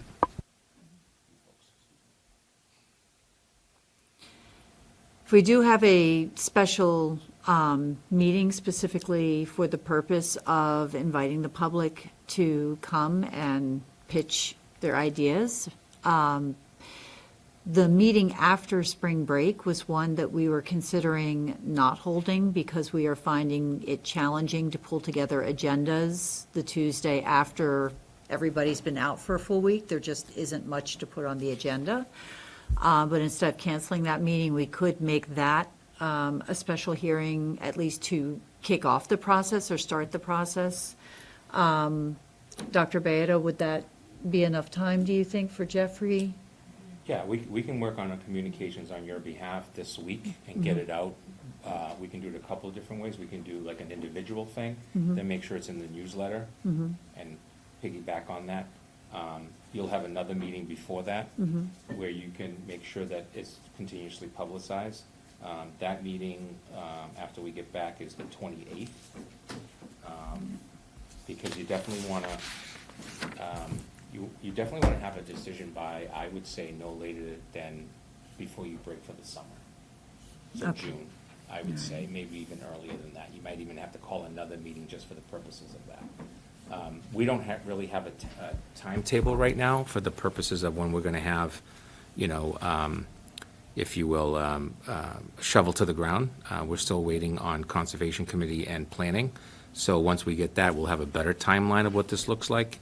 But it's not unusual for me to see future sight of and it's just maybe a very basic sign. It's not the sign that the school's going to have, but it just sells it that, oh, my goodness, yeah, I'm paying for that.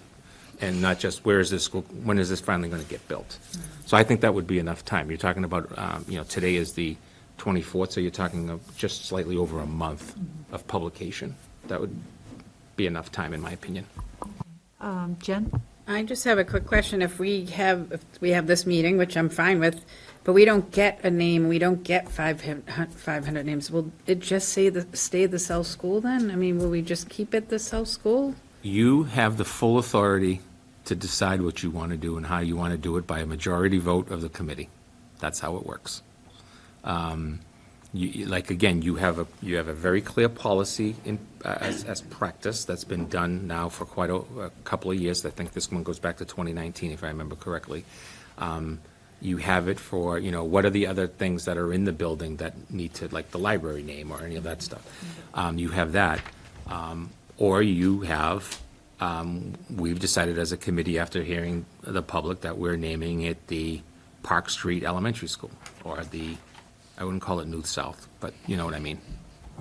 You mean like just come up with a name for the, Veterans between the five of us? Memorial or? You can do whatever you want. So the school committee can either have someone do these 500 signatures, or Typically, the school School committee would committee not do just- that. The committee would just say that this is a process, but you're not the maker of the petition. You're receiving the petition. just say like, we're just taking Yeah. ideas? Yeah, we're taking ideas. It may not even be a petition. Now, if it becomes a name of a person, then clearly you have a policy that says there's a process for that. If you said we're going to call it, let's just say you're going to call it the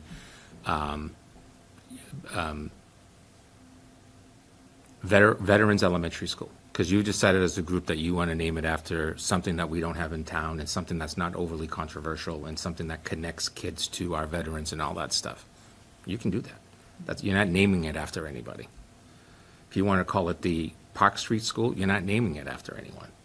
This is very much someone coming forward with, hey, this is a person that we think should be recognized, and that's what's happened at the Daw School, and most recently at the Wilkins, and prior to that, the Hanson. Those are your three that have had that. And they were all name changes, right? North, Chemung, and West. They were all named by different parts of the town. Now, South is the last one. So the question is whether we want to make a subcommittee or whether we want to make it a hearing.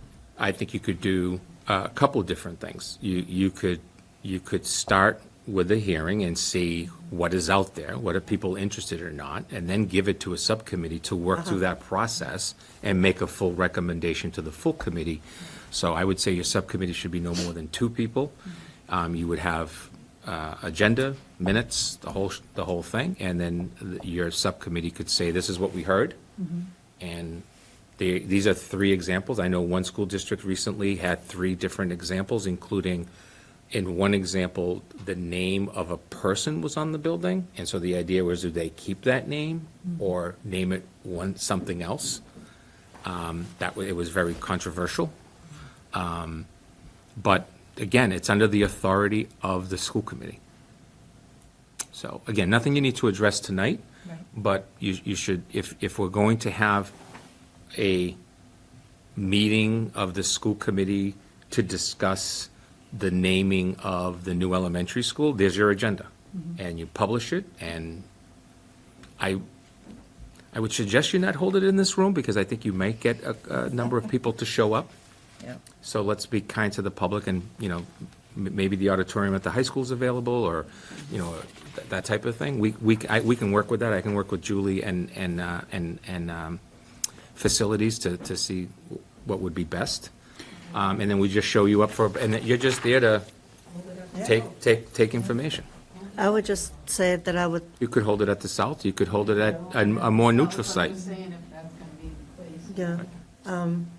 So I would just like it to go further than just an announcement by the schools. Because this should be a town because the town, as a whole, is paying for it. So maybe someone, Jeff, I think is our guy, Jeff Pickett, could reach out to maybe Roberta Harbach. I believe that she We would- disseminates flyers for We could do the that. town as a whole. Yeah, we could do that. We can make sure that all the different organizations we have in town get some type of a flyer or something. We can make sure the library gets something in hard copy, town hall gets something in hard copy. I mean, that's pretty easy for us to do. We do have a Facebook page where we post stuff, and that gets a little bit of flavor because it's an older group that goes to that page, both parents and non-parents. So, I mean, we would publicize it to the best that we could. I mean, you could take an ad out in the paper. It's going to cost a few $100. You could do that if you really wanted to. I'm not sure those ads are really read anymore, but the suburban shopper might be one. That might be one where we would spend the money on that. It's not overly extensive, and just put a one-pager. This is the night. We're going to have the school committee going to be doing a listening tour Worth it, I of. think. I think it's worth that little bit. Yeah, right. Well, the town does that for public hearings anyway, so. Armando? You know, I think we should be done for a public hearing, is couple it with one of the shows at the high school. You get a good audience there, perhaps the Saturday matinee show right after that or something like that. You get on the weekend in which more people can attend instead of trying to get home and make dinner. Well, the other thing too, I actually, I'm sorry, Madam Chair, through you, I actually appreciate that comment, because I don't think it's just one meeting. I think you folks have to put yourselves out there. I think you potentially hold it at a couple of different locations in town that allow for you to just take the information. The more open you are about the process, the better it is for you and the story. Always. Right? So to me, maybe this is, and you don't have to do it as a full committee. You could do it as a subcommittee. It's easier to do it that way, to be quite honest, right? You're still posting an agenda in minutes. It's just easier. And all you're doing is receiving information and input as a subcommittee. So you have this meeting for 1 hour at the blah, blah, blah, and then the next week you have a 1 hour at the blah, blah, blah, and then the next week you have it at the blah, blah, blah, and then the following week you come to the committee with, this is what we got. And now you hold a big public hearing, if you will, and then you sit on it until you feel comfortable making your vote. And one of those could be virtual online, so that could, people yep. can't get away from home because they have kids and responsibilities or whatnot. It still extends. Right. And you could use, I mean, whoever's on the subcommittee, we could just choose dates and decide how we want to do it, and then we just publicize it. If we published 4 dates of the subcommittee at these locations, and we just put that out there, and we gave everybody like a 2-week head start before you actually did it for like 2 weeks of that, no one can stop you from, you did your due diligence. Are you still doing stuff for the 300 celebration? I am still doing stuff for the 300 celebration. Would be a good place to advertise also. So I definitely hear interest in having a special meeting to at least kick this process off. We can do that on April 28th. Joe will look into spaces. Is anyone interested in serving on a subcommittee to lead this process? Well, since I brought it up, I suppose I would have to be willing to do so. I'll be willing to help her. Okay. Excellent, and I can be a backup as well. Appreciate it. Know that you're coming off of Unit A and probably could both use a So much breather. more free time now. All that time, whew, okay. And Madam Chair, through you, that will be a formal facilities naming subcommittee that will just be active for this process. Right. Okay. I'll reach out to the two of you about beginning that process. Thank you. Does that require a vote? It's a subcommittee, it does, if you're creating a subcommittee. Yep. So can I have a motion to, do we create and appoint in the same motion? Okay. Do I have a motion to create a subcommittee for the temporary purpose of naming the new elementary school building and appointing Jillian DeStefano and Jennifer Sears to that committee? That was made by Armando. Well done. Do I have a second? Second? And that was made by Jen Sears. Any discussion? Hearing none, roll call vote. Aye. Aye. Aye. Aye. All right, we have a new subcommittee. It's gonna kill me.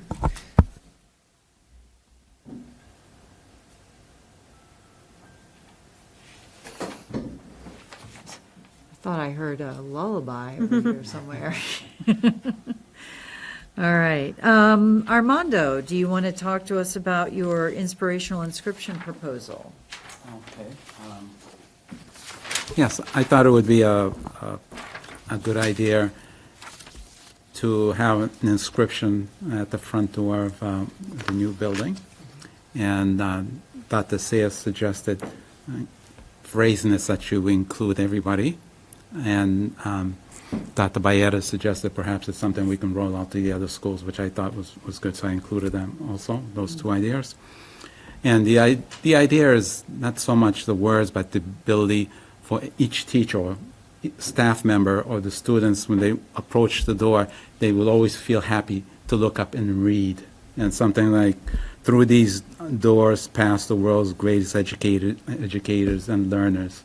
It's something which it feels good. You go there every day to learn or to teach or to work in the office or to make sure everything else is in order. I think it's something that can inspire teachers and students and the janitorial staff and everyone else that works at the school that they're a part of this team. They're making a difference in the world. They're making a difference in these children's lives, and the children will also feel that, yeah, this is a good place to be. And it's something like that, I think it helps. And I use the example when I used to work with Digital Equipment Corporation. We had one building that said, through these doors passes the world's greatest technical people or technicians. Right, exactly. But every time I went by there, you got to look up and just look at those words and before you enter the door. And it was always inspiring and felt good. And I think all our attendants of the school, the children along with the staff, can always look up and feel good when they enter the school. And even within the lobby, visitors can go in there and say, wow, the school committee thinks a lot of the staff that they have are the greatest, Yeah, it's a great idea. Did you have a specific process in mind? Not so sure. I think one of the things we should do is probably make sure that the principals are aware of this. They might want to tweak the words just right. Probably should have the English department take a look at it also. But it's a matter of, I don't know if you need a subcommittee, or I think probably discuss it within this meeting and pick a phrase and take a vote on it.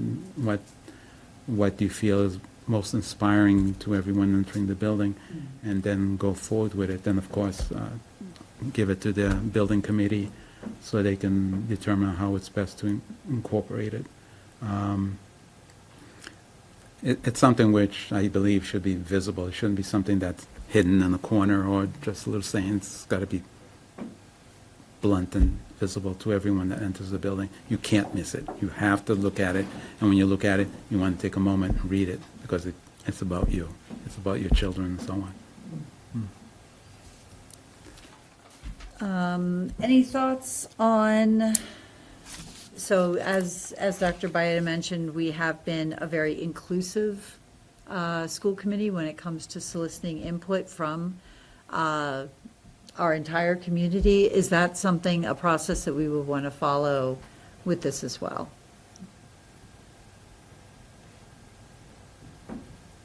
Yes, Ms. Powers?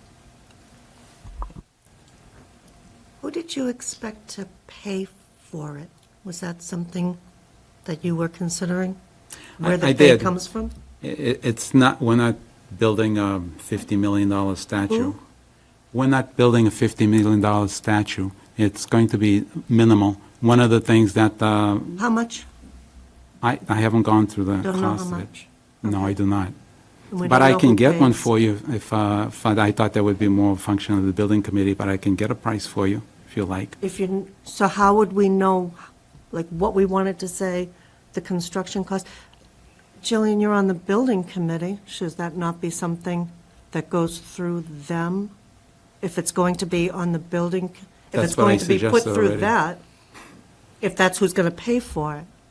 If it's going to be paid through the school committee, then are we supposed to be coordinating with the building committee? I mean, this would something we'd have to bring to the building committee and see if it's possible to do. I, Probably first. so a couple different things, right? I think we have to, is the inscription what the committee would like to do with input from others? B, where does it go? Is it on a window above as you walk in, which has a minimal cost? You know, we can have that done. We do it already today, so it has the inscription right there. So as you're walking in, you see it right on the window, and it's not a window that's a protective or an emergency window type or door type of situation. Is it engraved onto the brick where you're hiring somebody to come in and they're engraving it? Probably not, because some of our buildings are older. Is it a, is it something that we ask our students to design what it looks like, and then we have to think about what it goes on? In other words, is it like, I wouldn't put it as a self sign somewhere. I would put it like on the building, like you would a picture or something that. And what does it look like? So I think of when you go to. I mean, it could end up being a statue. It- It could end up being part of the sign that goes out Right. there that says, So the- part of the dedication. Yeah, so part of this, if you're doing all of your buildings, is you have to think, not just the new building, you have to think about all your buildings, right? Because you want it to have the same inflection point with anybody who's reading it, right? Like, so we don't want one that's, because it's a new building, it's in the brick, and then at another school, it's just in a window. I think you have to look at it being a continuum between all of the different buildings. I'm happy to work with Dennis on just kind of figuring out our current, it would be, by that point, probably we're looking at our 7 buildings. You probably wouldn't be putting it here if you're making the move. You're talking about putting it on all the buildings All the now. buildings. Yeah, I think it's very questionable to have it just go on one building because it's a new building. I think you have to be very careful about that. I wonder if this is a better project for class gifts. A senior class gift. I think even sometimes the elementary schools, the PTOs might get together and do a class gift. I mean, I think you have to look at all of your options, and I think if we believe that the slogan is the right slogan, I think it's a wonderful slogan. It's not my call. But it's kind of cool to walk in every day and just say, I am that educator, or, hey, I'm a learner. You know, and also utilize it. You know, I can see teachers saying, hey, we're the best educators and learners around. Let's go for this today. Rah, rah, rah. I mean, I know I would do that as it's like a coaching thing, right?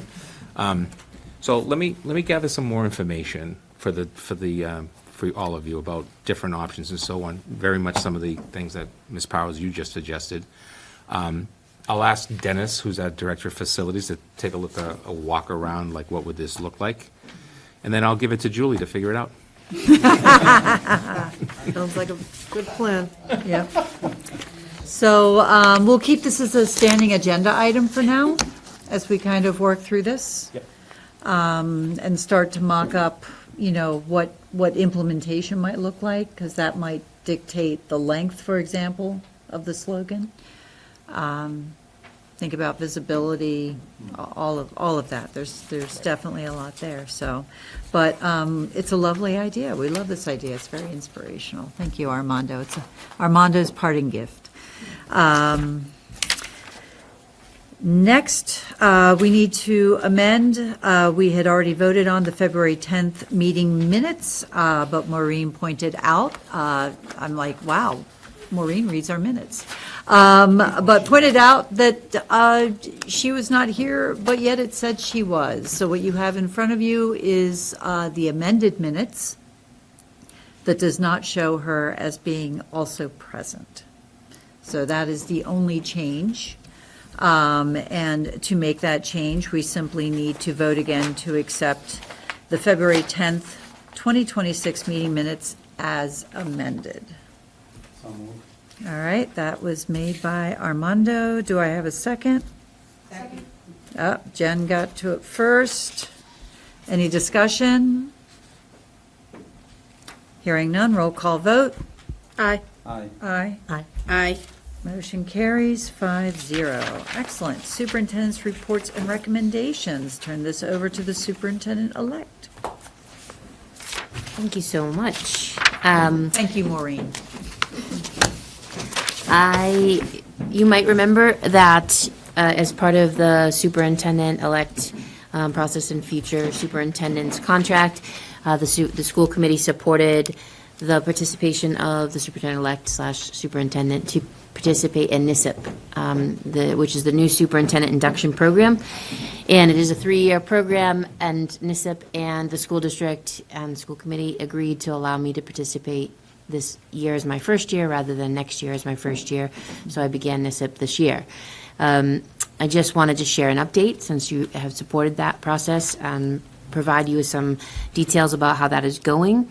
It's designed to support new superintendents through a structured mentorship. It's a cohort model. I also have a mentor that has been assigned to me. She actually came to one of our meetings earlier this year.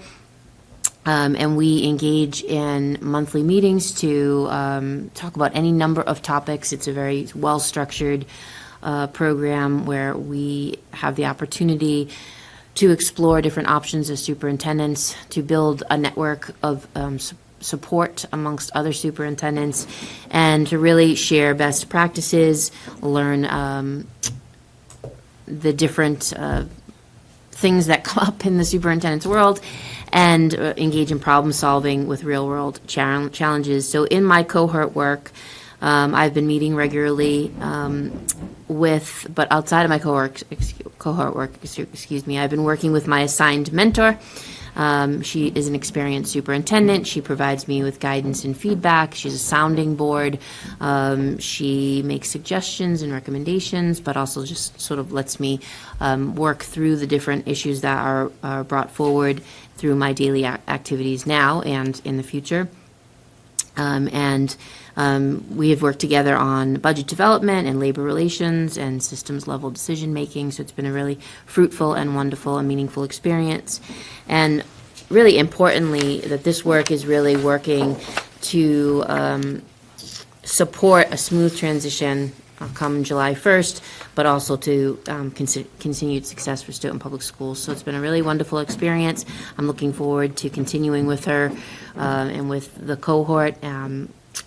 Some of that work will also be around the entry plan that superintendents participate in and the report of entry findings, so that that first year of being a superintendent, you share the things that you're seeing and hearing and digging in deep into those things. So that'll be part of that process as well. So it's really been a very educational and wonderful experience. So thank you for your support in that. Just wanted to share that this evening. Any questions? Thank you for that update. Yes, absolutely. I think I'm the next one on the agenda. You are the next one. So kind of smooth, falling right back into that. Also just updating on the transition plan. So this has been an opportunity for intentional transition process from Dr. Baeta to myself, really in support of making sure the district continues to move forward in the way that it has and continue to improve. I've had the opportunity to shadow Dr. Baeta in district and town level meetings. At town meeting and other district budget meetings and meetings with other officials, which has provided valuable insight into governance and collaboration with municipal partners. I have taken a leadership role in facilitating both the principal and curriculum meetings. That has really had an opportunity to get in to see the elementary world in a different way than I have been previously. Being in the high school, always working with elementary school principals, but in a very different capacity, and now with a new seat and a new lens, it really has opened up my eyes of what some of the challenges and strengths and areas of growth might be for elementary schools, which has been really productive. It's also been an opportunity to build relationships with my colleagues, in a different manner and different lens. In addition, I've been working with the assistant superintendents and the special education director and the English learner director to better understand the systems and the programs that are in place and where we are heading and where they would like to see us head with their visions. And I also got to participate in the Unit A and Unit B negotiations, which we've already talked about tonight. I won't continue to belabor that point, although it's been a wonderful experience. And through this work, it's really provided an opportunity to really work with the district level data person to really dig into data pre-K through 12, to analyze that, to look at the strengths and weaknesses, the areas that we need to improve, the areas that we're seeing growth, and the areas that we're not. So that's been very helpful for me as well as I start to prepare to take on the leadership role on July 1. So I just wanted to share an update with that as well, and I again appreciate your support. Thank you so much. Dr. Baeta, I believe you wanted to discuss the current fee schedule with us? Can Oh, sorry, yes, Rhonda. I have a question. Where do you get the energy? The amount of work that you've been doing for a year is amazing, and I'm just amazed. Thank you. I appreciate that. It's a lot of adrenaline.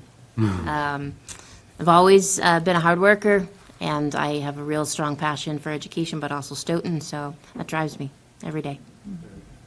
Thank you. Thank you. Sorry about that. Any other questions? Excellent.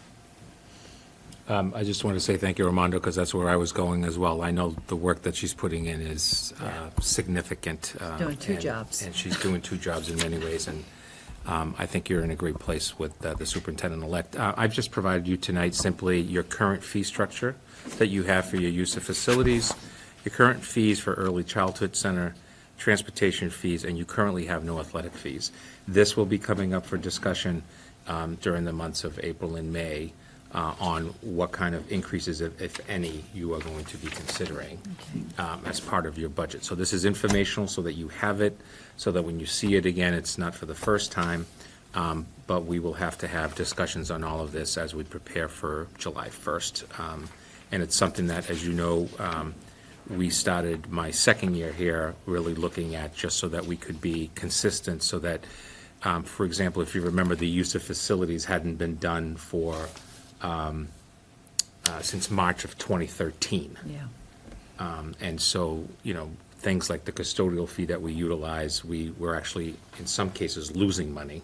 We'd have to use operational money because our fees and hourly fees weren't where they were supposed to be. So you supported this last year, but every year you should be looking at this. It doesn't mean you have to increase anything, but every year you should have it as part of your agenda and review it. I'm just giving it to you, so when you see it again, you may see some recommendations and some thoughts. That's the only reason. Thank you. Yeah, we should put it part of the calendar. Yep. Yep, we will, Julie, we will add that to the meeting calendar. I have a question. Yeah. Not that you need to get this like now, but like some point in time, Dr. Vieta. Could we get like how much money we're currently collecting in a year and like what facilities are most used? Because I know we do a lot of waivers for, our town, which we like to do. I'm just curious on what like the financial impact of that is. I Great can do that, question. yes. Thank you. Yep, I'll set it out to the entire committee. Excellent, thank you. School committee updates. So I would just like to start by congratulating the PTOs at the Daw and the Hanson for two very successful spring fairs. So I wanted to do a quick shout out there. In regards to communications, we received one. You have a copy of it in your packet from Laura Kaiser Callis regarding the homework policy. And it is in the record as part of the meeting packet. But the gist of it is she noticed an omission in the homework policy around communicating instructions and providing instructions for the homework, and believes that that inclusion would be beneficial to students. And she gives her reasoning in that email. So I just wanted to share that with you, especially as the next update comes from the policy subcommittee. So Jen, I thought you could lead this. Sure. I've been trying to get through all the surveys. I'm going to tell you it's daunting. I'm going to have to just go with, what a lot of the kids want, and just cancel homework. Throw it out, we could be done. The building would be named after you. I have to ask you guys to just, I'm slowly trying to get through with it. Some of it is good suggestions, some of it, it's more people just being, it sounds like frustrated maybe with a certain teacher or a certain subject, and I'm still slowly getting through it. I am looking like I know that I got something actually great from the high school that I agree with. Laura's letter, I can agree with that too. And so let's get through this and see what's going on, because again, if I go with what the kids say, mostly just get rid of homework. And actually, a lot of the parents were on that line a little bit too, but. I think so. Yeah, so I don't agree with that. I think that homework needs to be built up from they're gonna go to if you're gonna go to college, or even if you're gonna go to trade school, Yeah. you're gonna have some sort of homework to do at night, and we're trying to get these 21st century skills Yeah. set, and we need to teach that. So I'm just asking you if you can give me a little more time with this, because it is daunting if you, Yeah. look at it. I have it printed at school. I'm glad to have it printed again. And, I'm slowly just going through it, and I'll make suggestions. I'm thinking I'm going to just type up what we might need to add into the homework policy, and then we can decide together, what should go in and what shouldn't go in. So one thing I would, that sounds great. Okay. And thank you for that update. Apologies for putting you on the spot that way. That's okay. But, I was not expecting a fully laid out, iterated new homework policy tonight.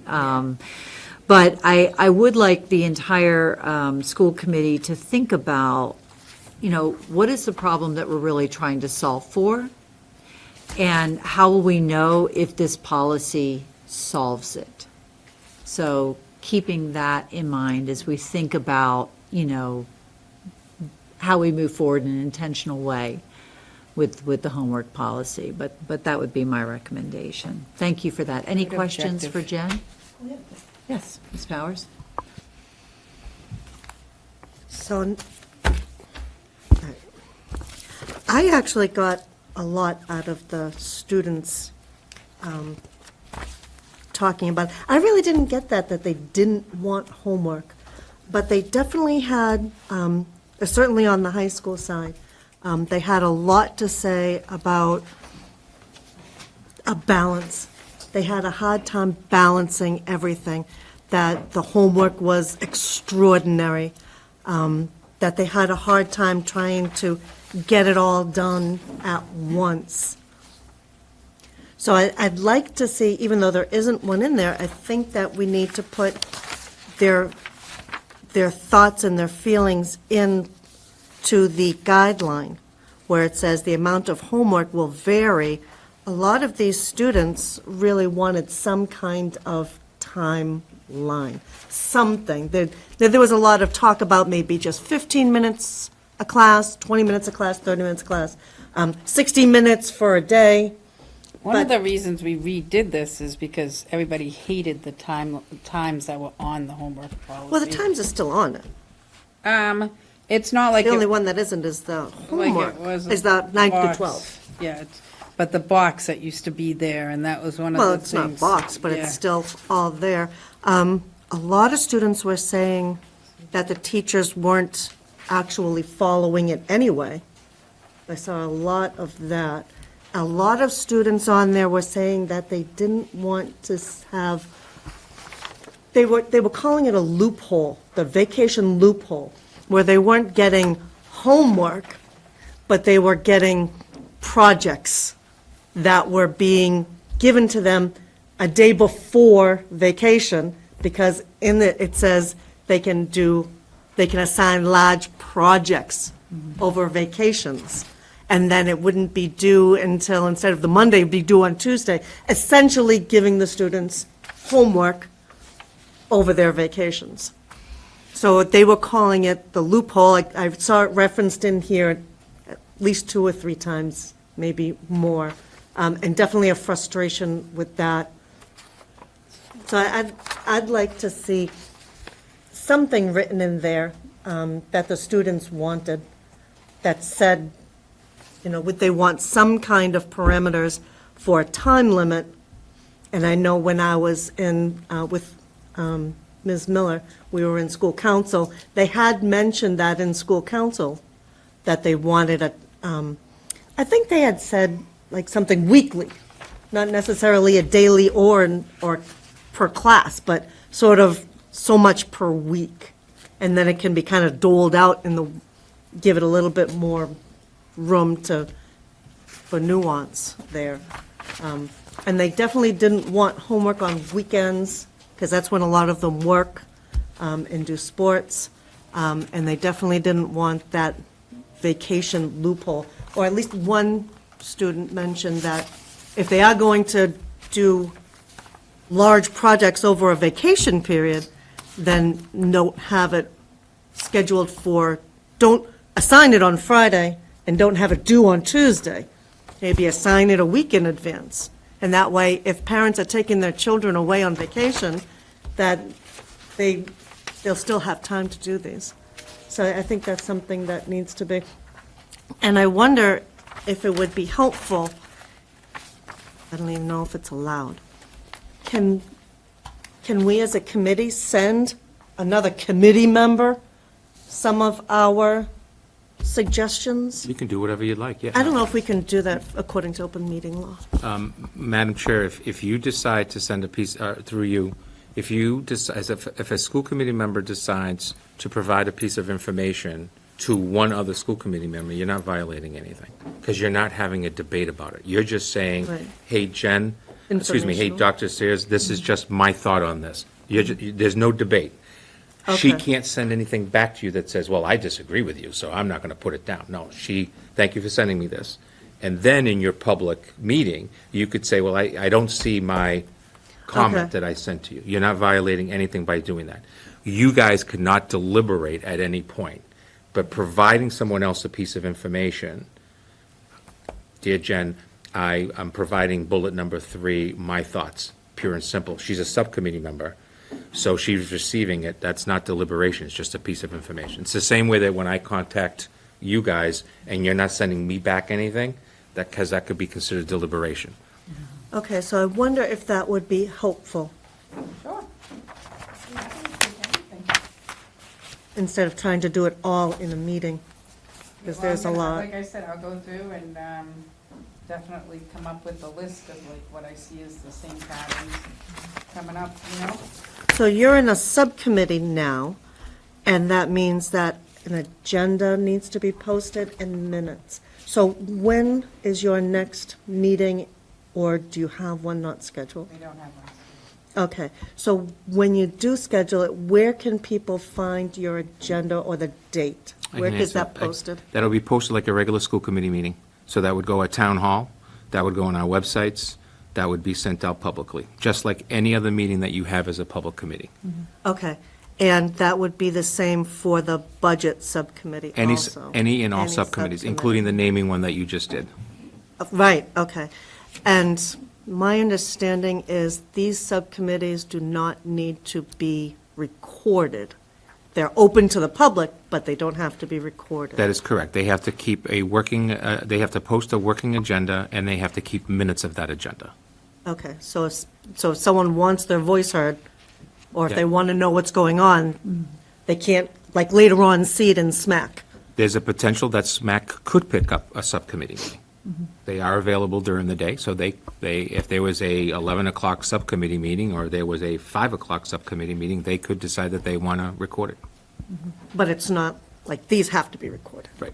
So I just want to make sure that people Yeah, it's- understand that if they're interested in going to a homework policy subcommittee, they're welcome to it, and it'll be posted. But if you want to see it later, it may not be recorded, Yeah. and that's okay. Very much like school councils. Yeah, all right, thanks. Excellent. Anything else for Jen?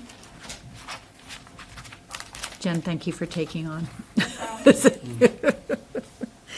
Budget Subcommittee, any updates, Jillian? Yes, we scheduled our first meeting. I think so. I'm Yeah. gonna- Yeah, I don't have it in front of Joe me. put together the agenda and emailed that over to get that in. Okay, excellent. When is that? Let me just check my. I don't have it in front of me either, so I apologize.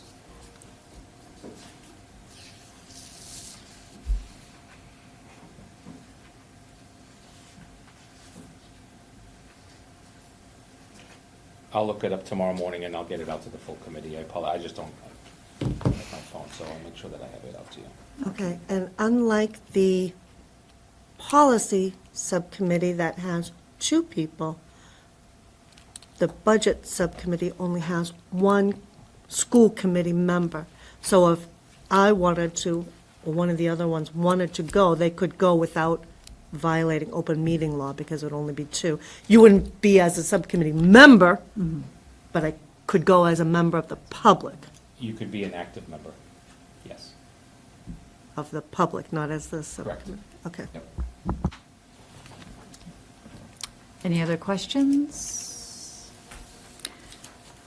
Last report out of warrants. Oh, submitted the list of warrants that were reviewed and approved for the record. Excellent, thank you so much, Armando, and thank you again for doing that and supporting the school committee through the warrants. I know that's a time-consuming process.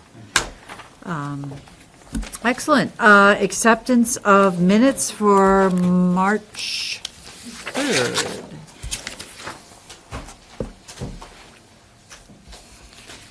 Did anyone have any amendments to the March 3rd open session minutes?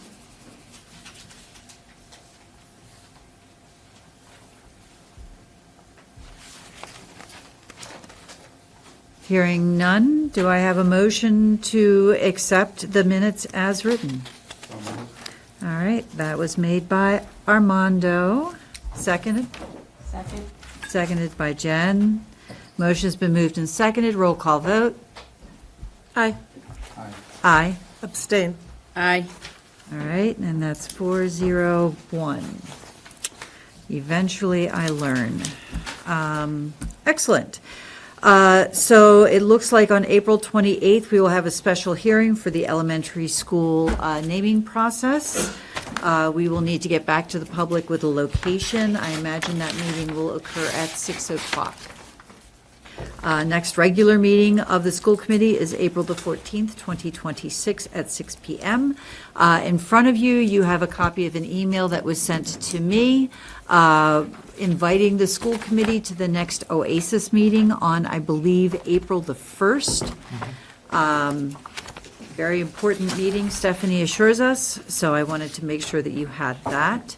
And I wanted to publicly thank Armando Barbosa for his dedication and service to the school committee these past 3 years. You have been a very sage and calm voice in the group, and we really appreciate everything that you have done for us. Thank you. Thank you.